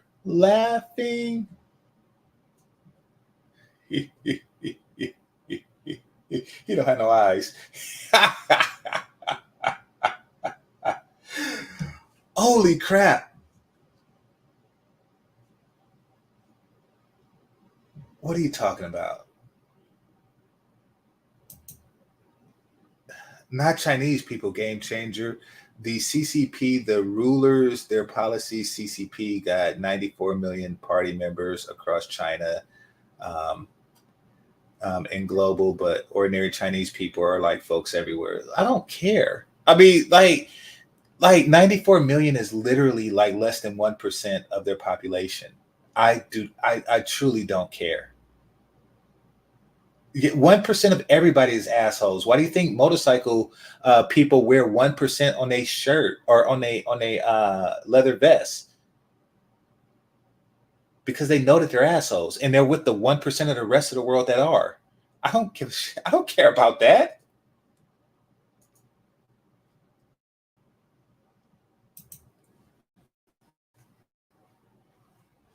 What's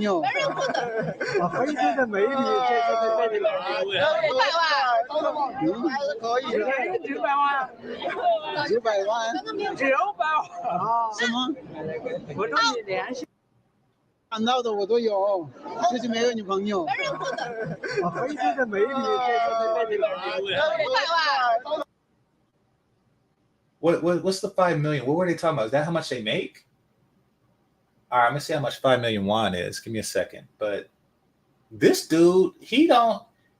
I mean, I know he's nobody's dad, so he's just like, hey, I'm not even in the competition. I'm just build you up. You know. Now he's just like this pocket watching. Dang, they just straight with it. All right, so 71K, 5 million. Wait a minute. No, that's 500,000 Chinese yuan. So 710K? No, that doesn't make sense. Hold on. I'm missing something here. Maybe that's how much a house costs.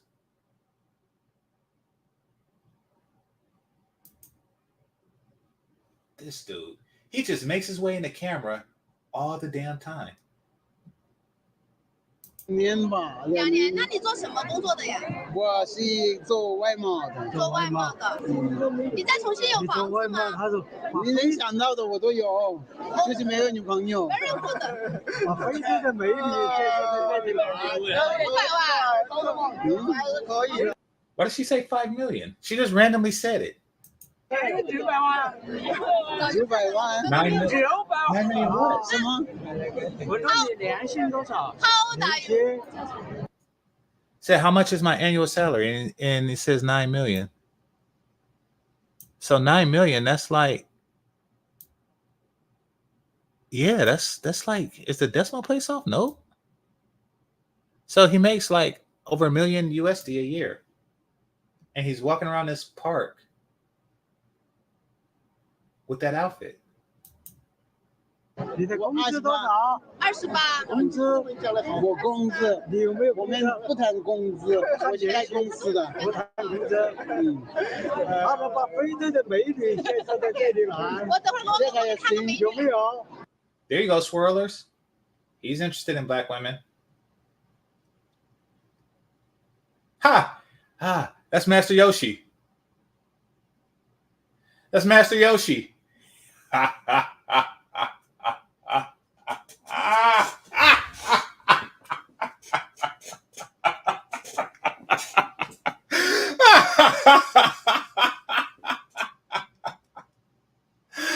Holy crap, that's Master Yoshi. For those of you who don't know, Master Yoshi is a character. He's one of the many senseis of Goku on a show called Dragon Ball and Dragon Ball Z and Dragon Ball Super. He's thank you, Roshi. Yoshi is the dinosaur on Mario Brothers. But yeah, that's Master Roshi. And whenever Master Roshi sees a beautiful woman, he smiles real hard and blood starts gushing out of his eyes. I don't know what that means, but yeah, it's funny.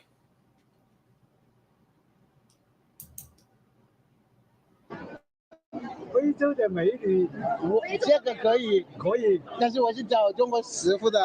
你是搞贸易的，把非洲的美女，那我们这个可是违法呀，不能的来。So they want some of that DNA too.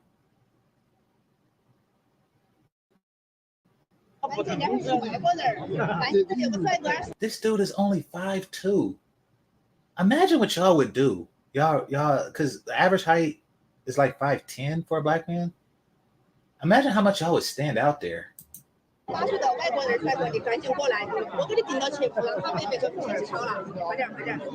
He said, I will hold the line for you.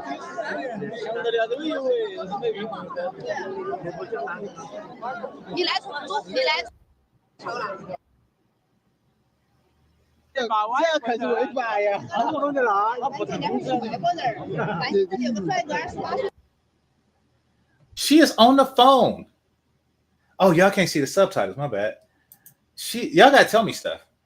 She is on the phone, calling her girls, who was gonna sit it out, because there's a bunch of dudes with teeth like this there.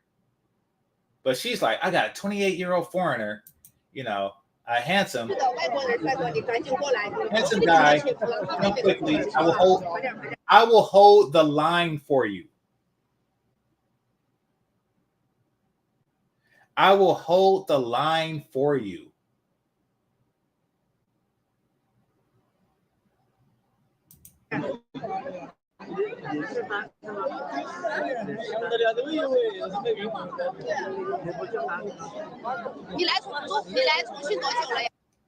I have no doubt that Pearl got that treatment in India. I think that people in these billion, in these places of billions. First of all, Indians have like a weird obsession with whiteness. To me, an unhealthy one, in my personal opinion. That combined with Pearl's height, will just set their family's genetics, will just set their family genetics up for about 6 generations.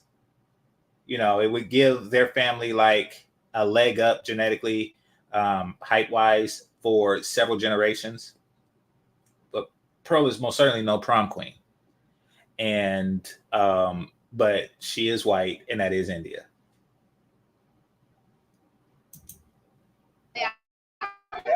我在重庆来2年多吧。2年多。那你有跟重庆的女孩子谈过恋爱吗？重庆没有，我一直都在上海。一直在上海。可以。Hello， 开心。 He's still holding that girl's purse. 那里，宝宝 ，come on， 那里有个帅哥。Holy crap！ 嗨，美女你好。 Is that the chick that was on the phone? Holy crap! She came real quick.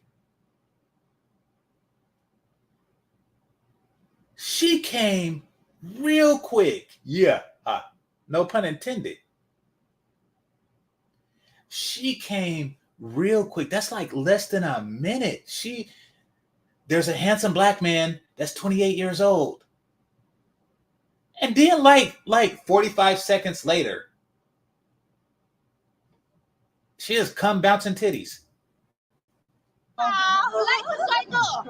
我来个帅哥。你加微信的我加。我加的。你喜欢哪一种？就像你这样子。我不行，我大了，我年龄老了。只要你有钱就。 She said, I'm old. She has embraced the fact that she's not good enough. She has said to herself that my vagina is unworthy of your penis. However, here's a more worthy one. You deserve best, black man.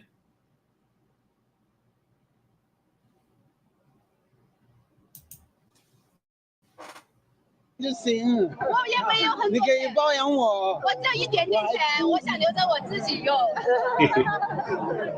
谢谢。这里有帅哥。你看，帅不帅？不是。他找对象？都找，全部都找。所有的女人全部都找。那行啊，找我呀。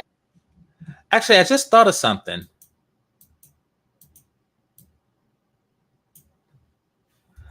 So, million means something different to the rest of the world. Like I say, Americans are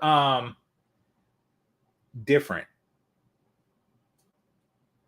Americans are different. That's the best way to describe it.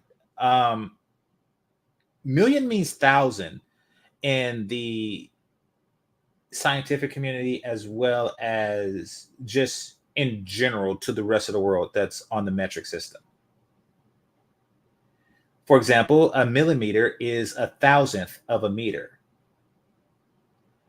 Now, I think, and I'm guessing here, I'm not, a linguistics person, but I'm thinking that we call a million because it's 1,000 thousands. So maybe that's where we came with it. But so if they say they make 9 million, then that probably means that they make 9,000 yen. Maybe that's it. I don't know. But that does seem high. That means that that guy's extraordinarily wealthy. And he didn't appear to be. So, yeah, I forgot about that aspect. So, yeah, be careful with that. The rest of the world, a million means 1,000.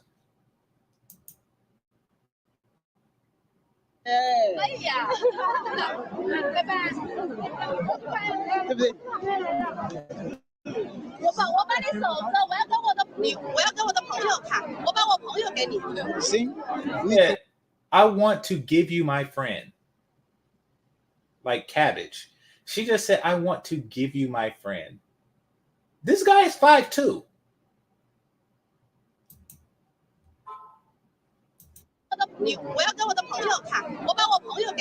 Oh, and by the way, y'all don't have to worry about it getting saturated like Sasua or any crap like that, because they have a population of close to 2 billion. So even if each and every single black man from America would go there, you would still be considered new and exotic, even if each and every single one of you went there. What is it, like 10 million adult black men in the US?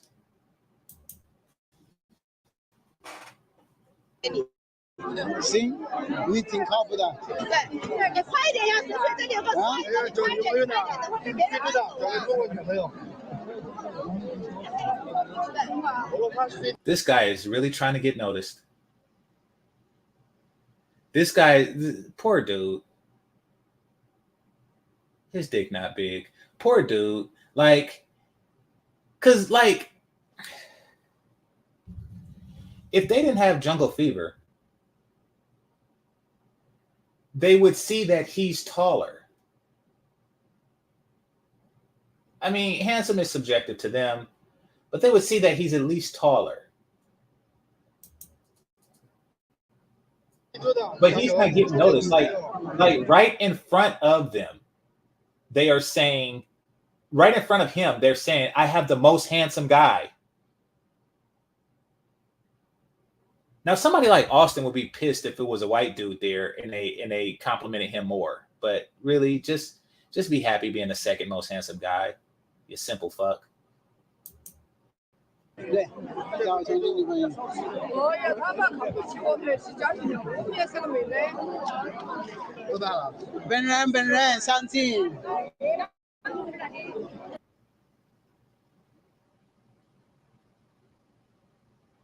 All right, so it's loading.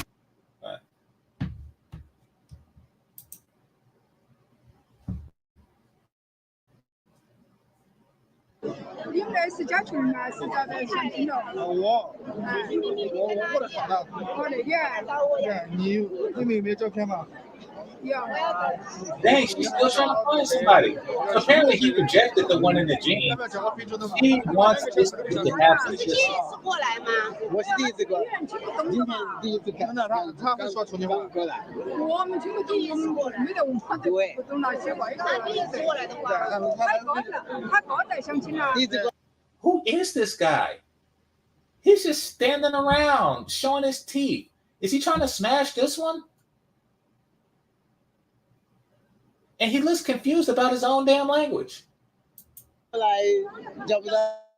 有人找你吗？现在还没有。我帮你走一下，我有个朋友很美丽。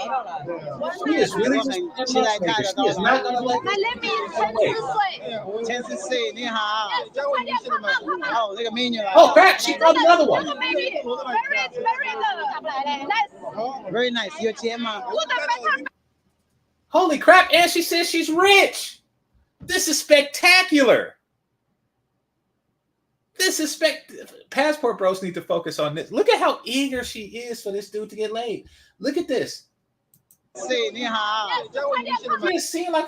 She just seen her friend like, yeah, come here. She's very beautiful. She's rich. I haven't seen past this point. 哦，那个美女来了。真的，这个美女 Very nice， 有钱吗？ She says she's rich.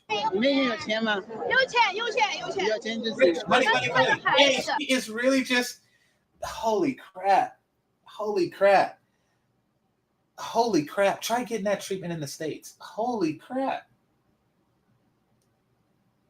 I'm going back to China. 只要有钱。嗨，你好。重庆。Chinese。Yes, I can。你会说吗？我会。哇，那我们为什么不会？装不呀？装啊。那美女，我听说你刚才找的就是她吗？ This dude getting in the camera. 可以啦，有钱。我看 She's a beautiful woman. He's looking for a rich woman.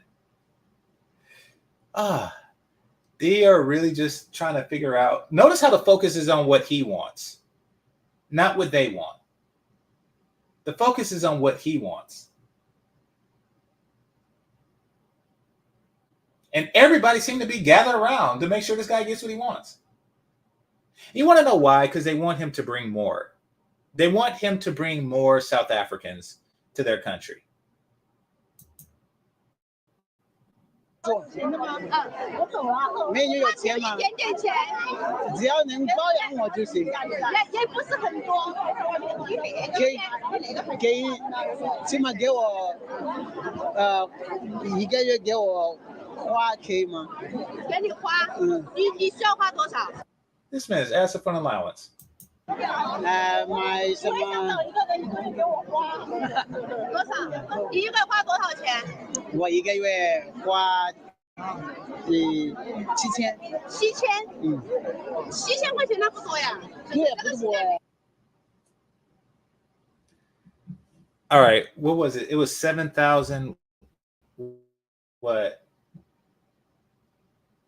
How much do you spend a month? Let's see. 你一个月花多少钱？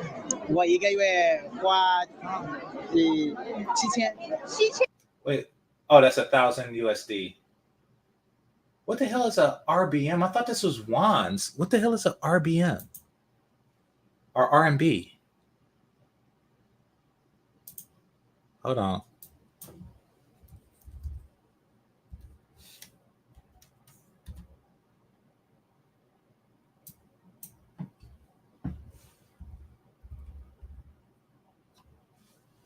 $994.60. So he's asking for an allowance of $1,000 a month, and that means that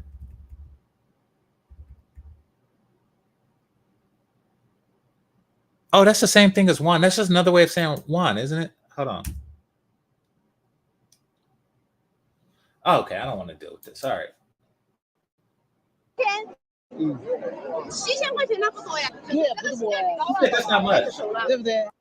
This dude is auctioning off dick, and she's saying that that's a good price.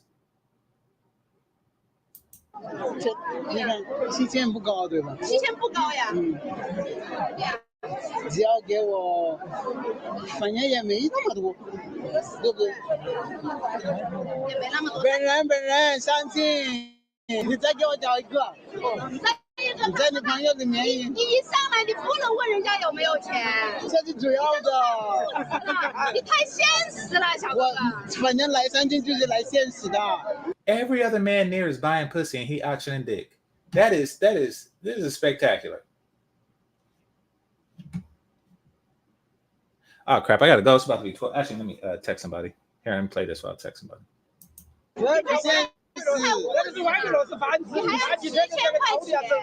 不现实，不现实，就先谈恋爱，来相亲就要现实，对不对？反正都来相亲了，还要装什么呀？是的，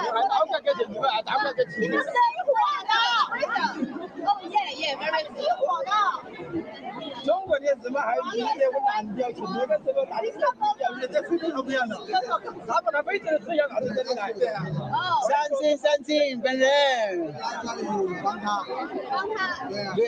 Oh, there's another black guy. Holy crap! Ah, there's another black guy.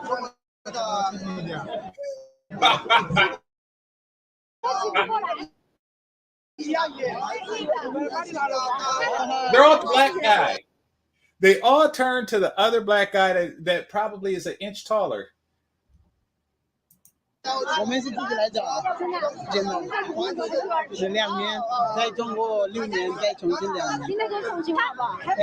很难听，有点一点点听。对啊，普通话没问题。啊，18。28。是什么地方的？我是南非的。然后家里有2个。我是老大，上面是2个弟弟。为什么你在重庆定居了？重庆没定居。在中国有。我在上海有公司，我在重庆有公司。但是没有。他说你不可能看一个孩子有很多钱，你看你小孩子啊。我得现实点，反正我都来相亲了，我还能怎么样呢？我都来相亲了，现实点就行。Okay, so he's telling him to be realistic, and I agree. Like you can't just go out gigoloing, because that gives us a bad look. That gives all black people a bad look because it's weird to them. Even though this one is just, she's just so, digmatized that she don't care. But yeah, it is weird to them because you're acting the way women act in that regard. You're already the beautiful one. So I don't know if he's part of their crew. Yeah, I don't know if he's part of their crew. He's holding the camera, but yeah. 那你有看见那个女孩子什么呢？你可以这样想，我有2个公司，所以对啊。哇，所以我可以给女孩子提供什么，你就一定知道。我是叫富婆，这样子。那你在你心目当中哪种叫富婆？反正能包养我就行，这样子我就可以不断就创业。你怎么看他？7000块钱。彩礼我怎么看彩礼？我觉得彩礼怎么样？有点不公平。彩礼不公平，所以你如果说要娶这边的老公，你能接受彩礼吗？接受是接受，但是接受不代表我同意。对。What？ 你能接受，但是不支持。对啊，我不是很。如果说对方要现在就来肉，那你接受范围内，你能够接受多少？他们要多少我就给多少，但是我觉得。你终于来找我了，你作为已经要成为家人的人， I don't understand. 可能会互相帮助，所以我觉得，重庆姑娘大长腿还是。你好。采访，你们是想采访 Oh, they're together. It looks like. 就是关于来这个山猪鸟的那些爱国。Oh crap! She's an interview.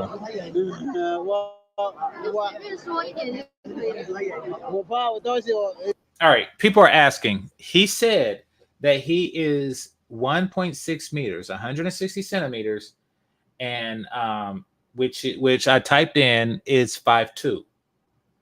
It's 5'2". 所有人就去看我我是一个在这儿读大学的大学生，是咱们就咱们拍个作业。好的，我咱们来。马上等我把那个加上。好嘞。会有很多人看到的，跟老师看的。老师看我的视频还是？老师看我的视频，真的。哦，那这样子，你采访我，你肯定知道我根本不是认真的来上新的。行，因为在真相，我根本不是来上新的，我只是来凑个热闹。是我采访你，这是来自哪里的呀？南非，方便不说国家吗？行，南非。是为什么来相亲找我？已经开始吗？稍等一下，我还没开始呢。就是很随意的，就是。我为什么来相亲？我听说这里有一个相亲节，我就想来一下，看一下我能不能找一个富婆。你看我从年里都没找到，对吧？找一个年龄大，起码得有钱，对不对？你们是哪里来的？所以我就来一下找富婆。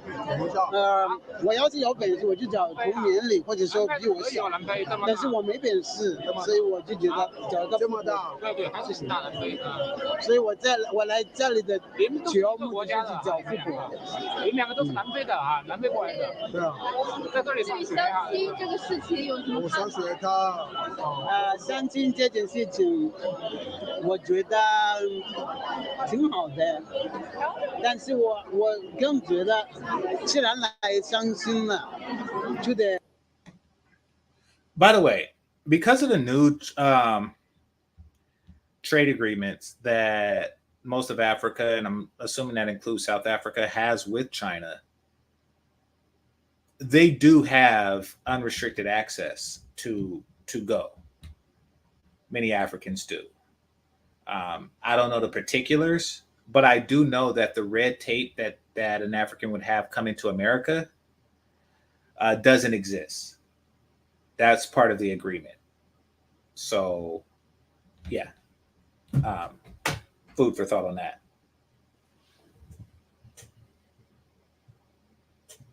Yeah, Obsidian is taller than these folks.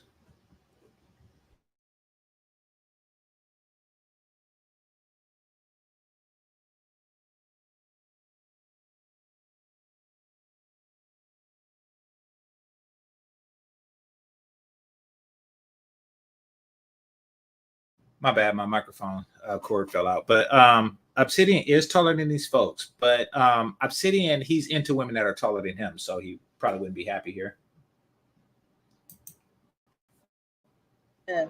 直接一点，不要通通途的。就像我去找富婆，来都来了，还怕什么呀？就直接对吧？所以我就很直接。还没找到。找富婆有点难。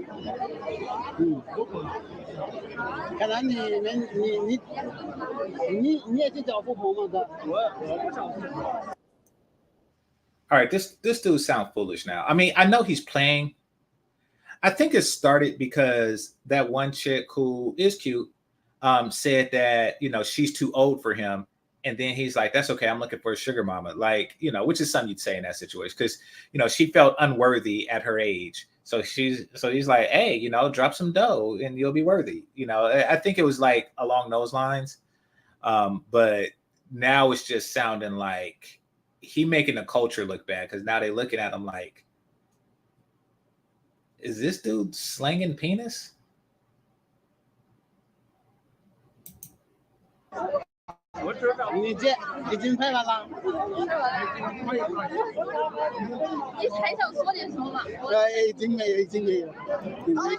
And now she's putting it on her video. No telling what she's gonna do with that. 他就是个富婆，你就是个富婆。是，网红那是个。我可不是网红，我只是个大学生。加个微信吧。对呀。Be mindful when you're abroad. The things that you say and do does affect an entire, you do represent an entire culture of people. Be mindful of what you do and how you behave when you're overseas, please. 那你觉得我一直站在这里会不会找到女朋友？找得到，能找到。Dang, they're really just walking around with pieces of paper on their chest. 那我就在这里 Look at this chick. 站着吧。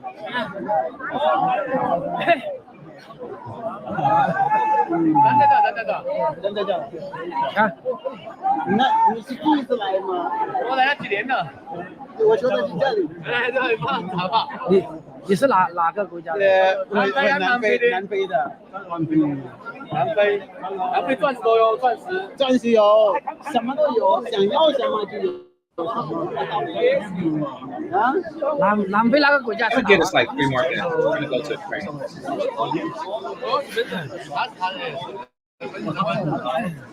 Male pressure starting to get. 我是在相亲。我是在相亲。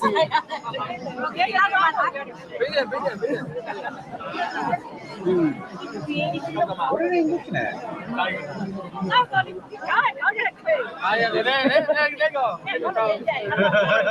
我不高吗？哎，没高高，你1米8。Oh wait. Yeah, 我1米7。So now he's 1.7 meters. Before he said 1.6, now he's 1.7 meters. Hold on. So he's 5'5". Maybe he was rounding down before. Like he's probably like 165, and sometimes he rounds down, sometimes he rounds up. Still not, gonna get drafted anywhere. I'm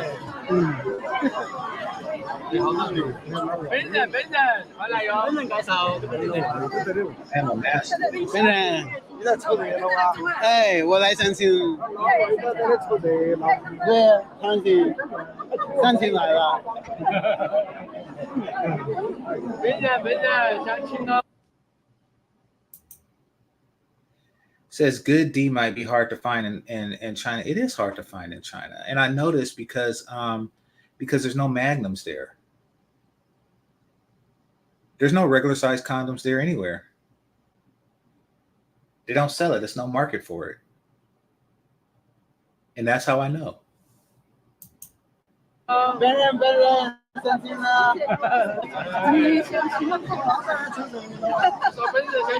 本人哦，本人。就这么讲吗？对呀，就这么讲。那行，那就这么讲。本人相亲。哎，对。哇。本人相亲。本人相亲。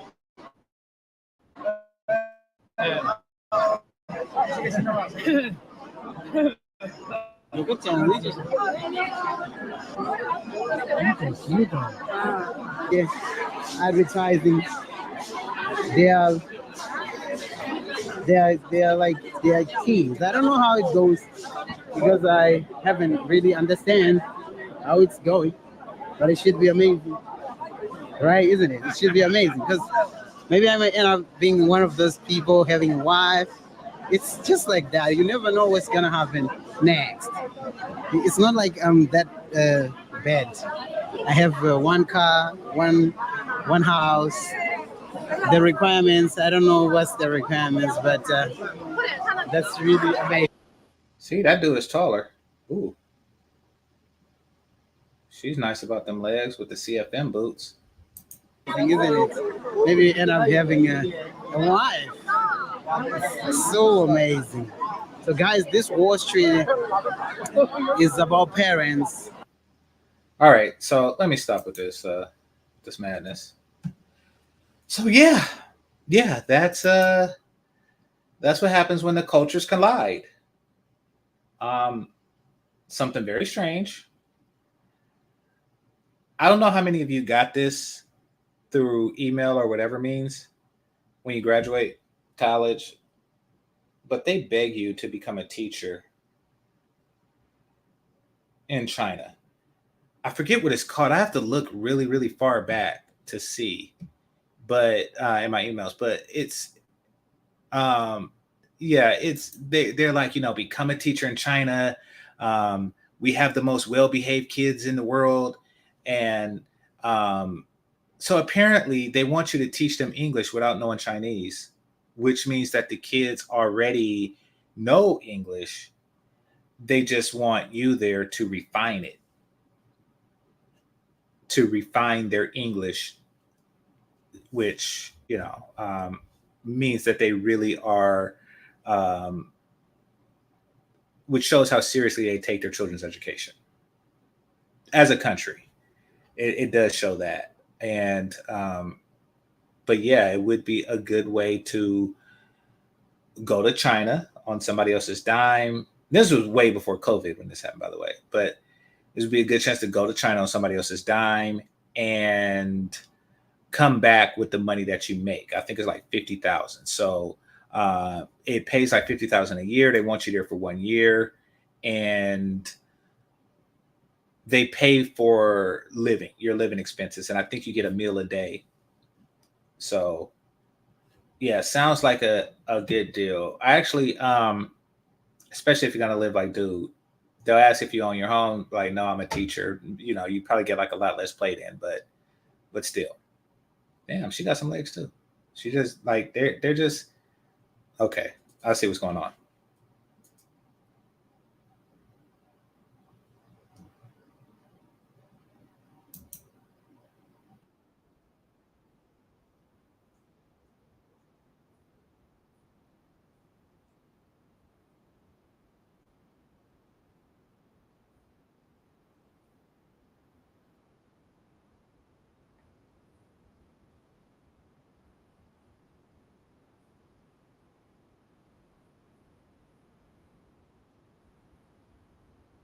Oh, I'm playing it still, like y'all still watching it, but yeah, my bad.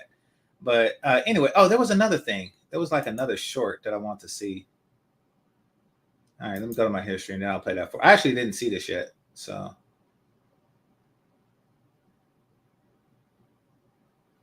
What Chinese think about dating? I don't know what he's asking. Okay, so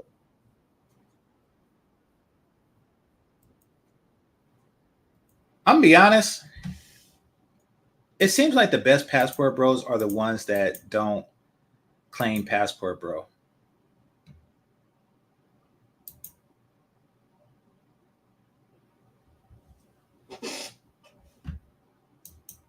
The question: should you date the beautiful woman who has lots of guys chasing after her, or should you go for the less attractive woman that no other guys want? Because maybe the less attractive woman is easier to deal with and less stressful than a beautiful woman who lots of guys are competing after. He's basically asking, should you go for what you want, or should you settle for less because settling for less is easier? Me personally, I'd rather go for the best. I'm with him.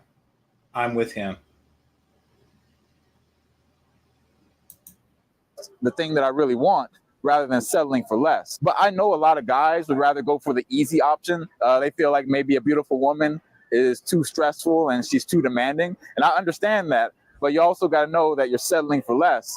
And if you live a life where you're settling for less, what kind of life are you going to be living? And also you got to think about what your kids are going to look like. If you're having kids with physically unattractive women, what are those kids going to look like? Got to think about that. Hey, this is Flight Madness in China. Somebody asked a question. I agree with his logic. Okay. So, yeah, I'm closed down now. I'm going to close down now because actually 12 o'clock for me represents an end of a fast. So I'll read some of these, which means I could eat now. I could eat food. And so I'm going to read some of y'all, and then I'm gonna go eat food. Or cook food, rather. All right, let's see, and then eat it. Let's go back some and see what y'all got for me. All right, it says, all right, I read that one. Okay, MOB, what's that about? All right. Peace over Batches. Yeah, I agree with that. Peace has always been harder for me to find than bitches. Yeah. Blue shirt is the finest one. That's because she has titties, which is a rare commodity. It's like oranges or something. It's a rare commodity in China and really in most Oriental places. So if you find a C cup, you are, which is what I think she had.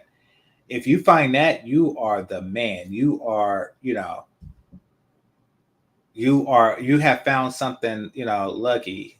You have found like you bought some Cheerios, but they instead gave you Lucky Charms. Like that is, you are doing something spectacular. And that's really the reason, one of the many reasons why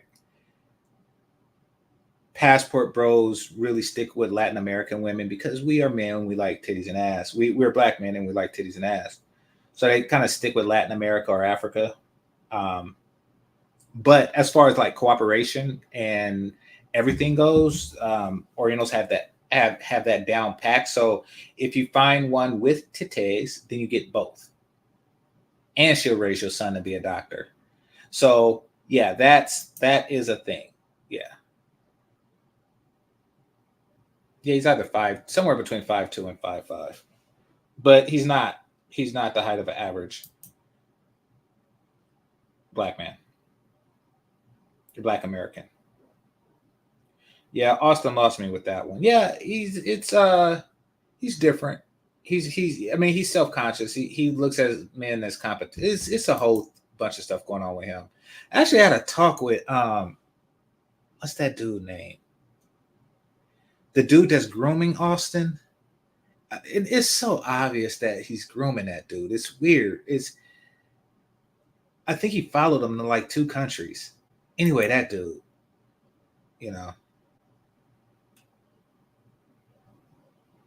how tall is the brother? So yeah, we already established that.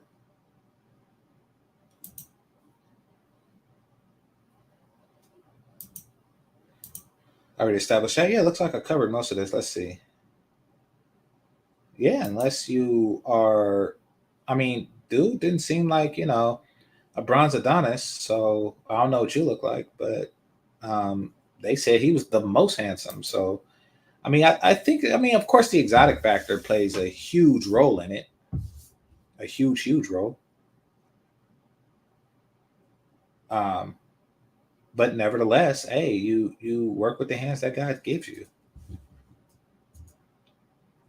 I was in Taiwan, and the same thing. The kids learn. Oh yeah, okay. I had a teacher that told me he used to teach in Taiwan, but he taught calculus. And not only did the kids not speak English, they weren't prepared. They didn't know algebra.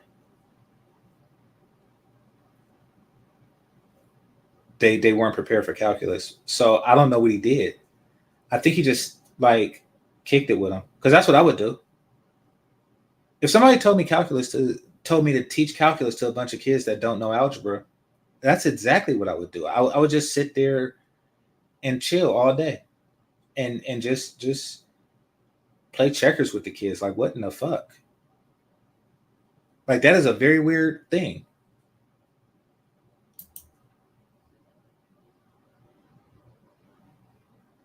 All right, it says the brother on the screen is, well, actually, I'd probably teach him algebra. So, yeah. But I would be like initially shocked, like, you do realize that math builds upon itself, right?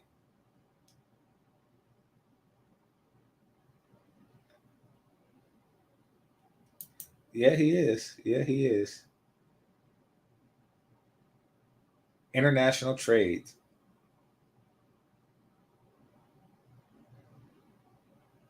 Shout out to you. I just finished a 2-week fruit fast. So here's my problem. I went to Miami recently, and when I got back, I did not like what I seen, because I'm in a hotel for a long period of time. I'm not going to say how long, but I'm in a hotel for a long period of time, and there's no kitchen, so I'm not really eating right. I'm sampling the local cuisine. I'm walking, which is a good thing, but I'm completely off keto. And so when I get back, I try to get back on keto, but it's not getting me to. Okay, so I have this breathalyzer, right? And y'all can hear it. Hold on. So that is my breathalyzer. And then after 20 seconds, it'll beep again, and then it'll tell me to blow, and then it'll tell me where I'm at. And I still get in ketosis, but I want to get into 4, but it stops like at 2.5. So I have to reboot, which is why I'm fasting today. So it's been over 24 hours since I ate, because my last meal was yesterday at noon, and now it's noon plus 11 for those of you who are watching the recorded video. So needless to say, yeah, I got some work to do because of that trip to Florida. Is what it is, but we all have our things that we got to do. But yeah, so that's where I'm at with that. But good for you for doing the 2-week fruit fast. Yeah. So let's see.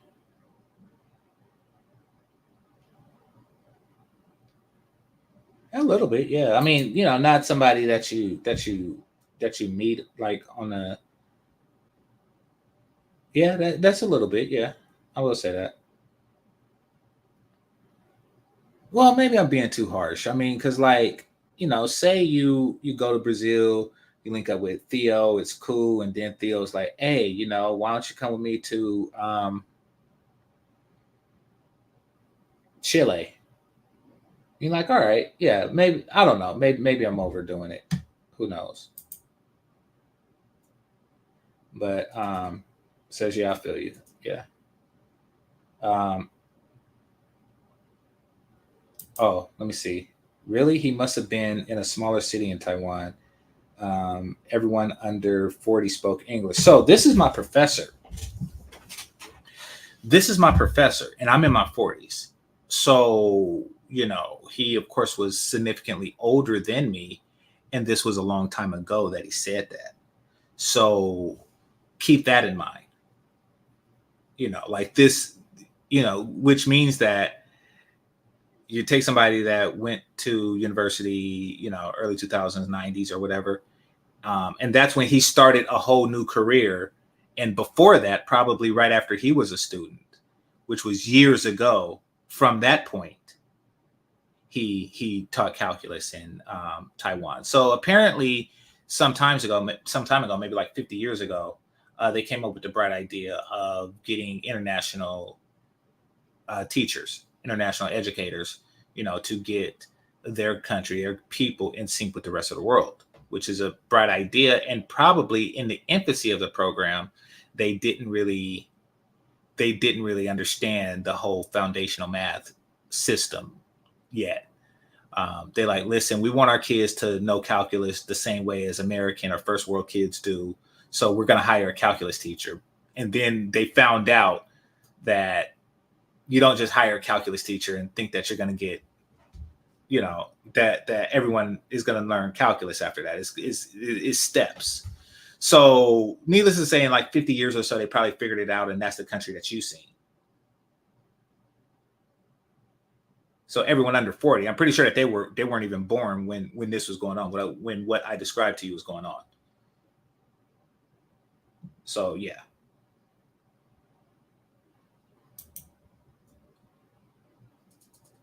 All right, let's see. Yeah, in the early 80s, Taiwan was still a backwater and known for making cheap electronics, led by autocrats. Yep. My wife and I were there in the mid 2000s. Folks thought we were American celebrities. Yeah, I got that in Brazil.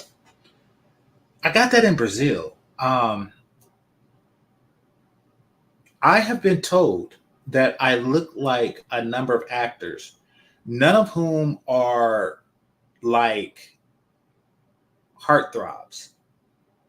I mean, these are not ugly. I'm not going to say which ones, but these aren't ugly actors. I haven't been told I look like anybody like, Lil Wayne or something like that. But it was never Boris Kodjoe. It was never like Tyson Beckford. That would be nice to hear,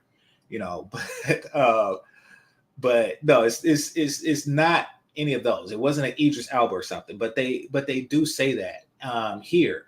And then when I'm abroad, and it was this one particular instance in Brazil, and I don't know if I offended the kid. He was a young dude. He was probably a kid. They're short people in Brazil, so. But anyway, he spoke English, and he said, "Are you an actor?" And I said, "No, no, I'm not an actor." And then I paused, and I said, "But by the way, which actor do you think I am?" And he looked at me like I just said a yo mama joke. So I think something didn't translate well or what have you, but that was kind of funny. All right, it says I'm 6'3" and she is pretty. Okay, that we're long past that point. Oh wait, you talking about your wife or who are you talking about? Oh yeah, your wife. Okay, I'm 6'3" and she is pretty. I was told all over I look like Will Smith because of the skin color and the height. Okay.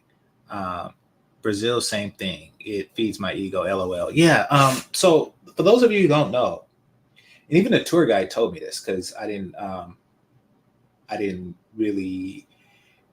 I was there during Carnival, and that's a tourist time of year. That Brazilians are notably shorter than African Americans.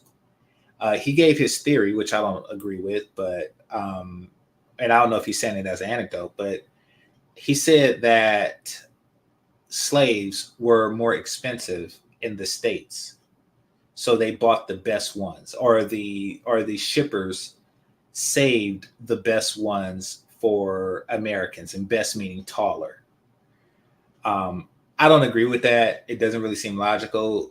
It seems like y'all would get the taller ones because y'all, they go to you first, and the U.S. would get the leftovers. What I mean by go, okay, so let me just break it down a bit before I go. So I'm really hungry. But the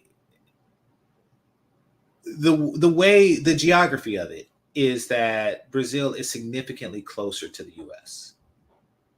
than Africa, than all of Africa, which is why they got the labor for cheaper.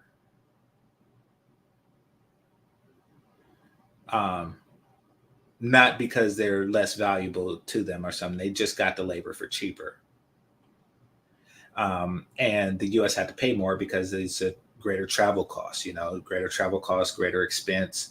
You have to feed the slaves more on the boat and all that kind of stuff. So that's why there was actually, now I think about it, what he said does make some sense. Because what happened in Brazil is that they got them so cheap that the life expectancy was shorter. There wasn't really a need to breed them, make sure they have kids so the kids grow up and work the fields too. There wasn't any need for all that. They just buy some more. So they had a shorter life expectancy and all kind of crap going on. And since you're just buying them for short-term purposes, you're really not like looking in their teeth or for cavities or whatever the hell the slave traders did back then. It wasn't really about that. They just like, okay, just give me somebody quick. Okay, I see what you're saying. I'm saying I see what you're saying, like I'm talking to the tour guide. Okay, all right, that's how you know I'm hungry. One more and then I'm gone. All right. Damn, you were in Carnival. Good one. Yes. In the U.S., the slaves came from West Indies. What?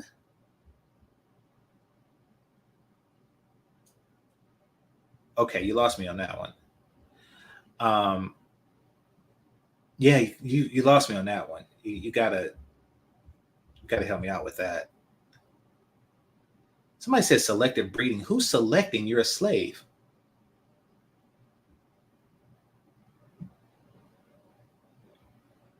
Slaves come from the West Indies. They either work slaves to. Oh, you're saying slaves in the West Indies?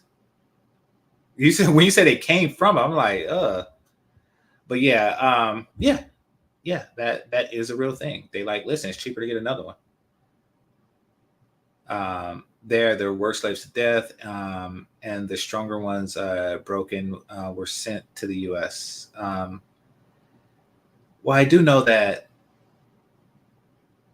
the problematic ones they didn't want to go to places like Jamaica. They were sent there because you will get worked to death.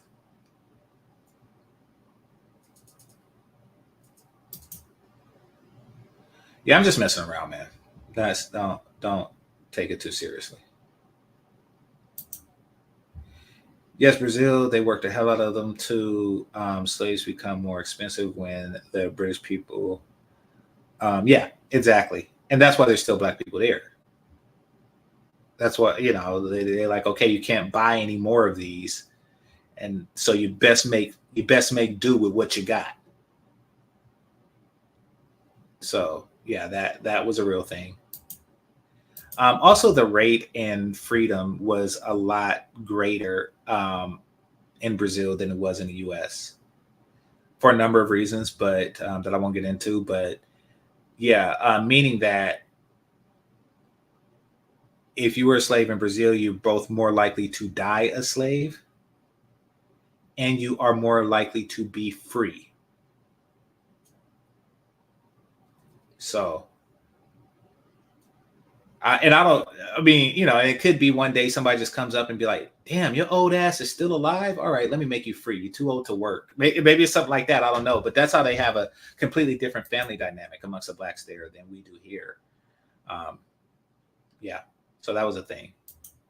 And then also, I think the children of slave owners were free automatically. So that was a whole nother thing they had going on.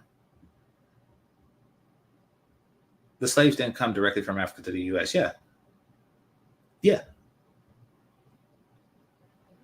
Well, and it's on the way. But what do you mean, like they come? Because when you say come from there, that like stopping somewhere doesn't mean it's the semantics of it. Like if I come from California and I'm going to Dallas and there's a layover in Phoenix, I don't come from Phoenix. So that's why it's a little confusing. But no, I do know what you mean now.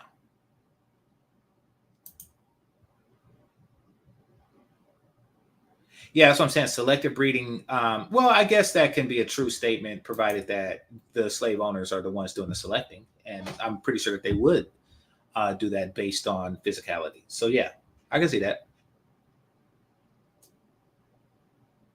Now, I don't know how true that is. And to be honest, that's a real petty thing to do. Because think about what that means. It means that I'm going to breed her with him, and 15 years later, I'm going to get a slightly better worker than if I had bred him with her. I think that might be just like a uncommon practice. That's weird, but it just happened. Who knows? We just so happen to be taller than Brazilians.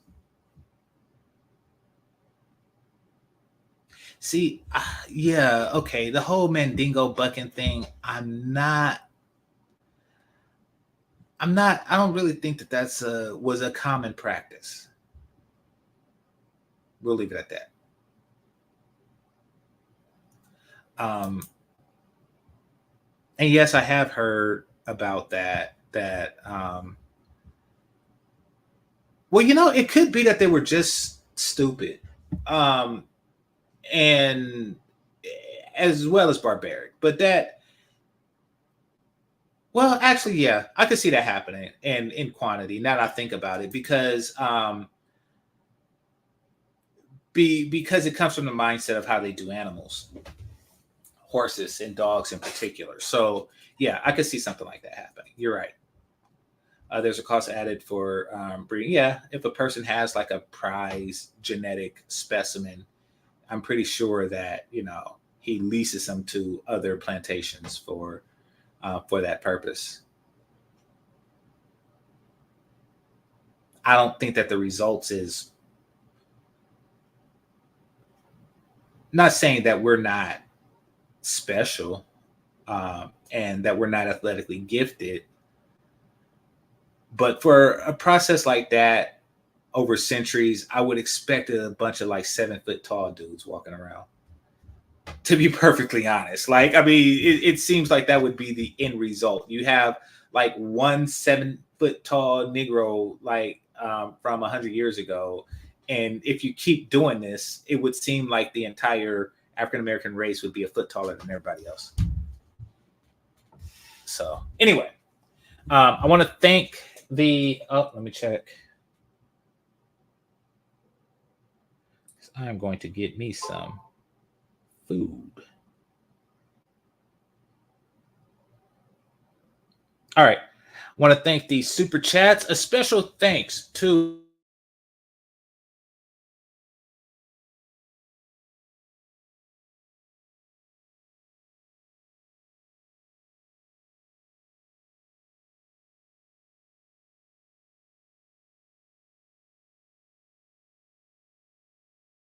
my bad. Pulled the cord again. But special thanks to all my members, Cash App, Super Chats, managers, moderators, those who are listening silently, and those who participate in the chat. While I'm cooking, I am going to be watching. Let me see who's on that I like.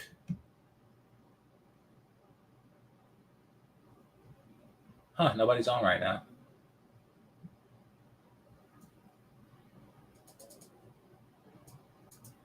Yeah, nobody's on right now. Man, it makes me want to stay on so y'all can have something to listen to. But fuck it. I'm not going to be watching anything. I'm going to be getting ready to eat food. But yeah, become a channel member, and we out. Peace.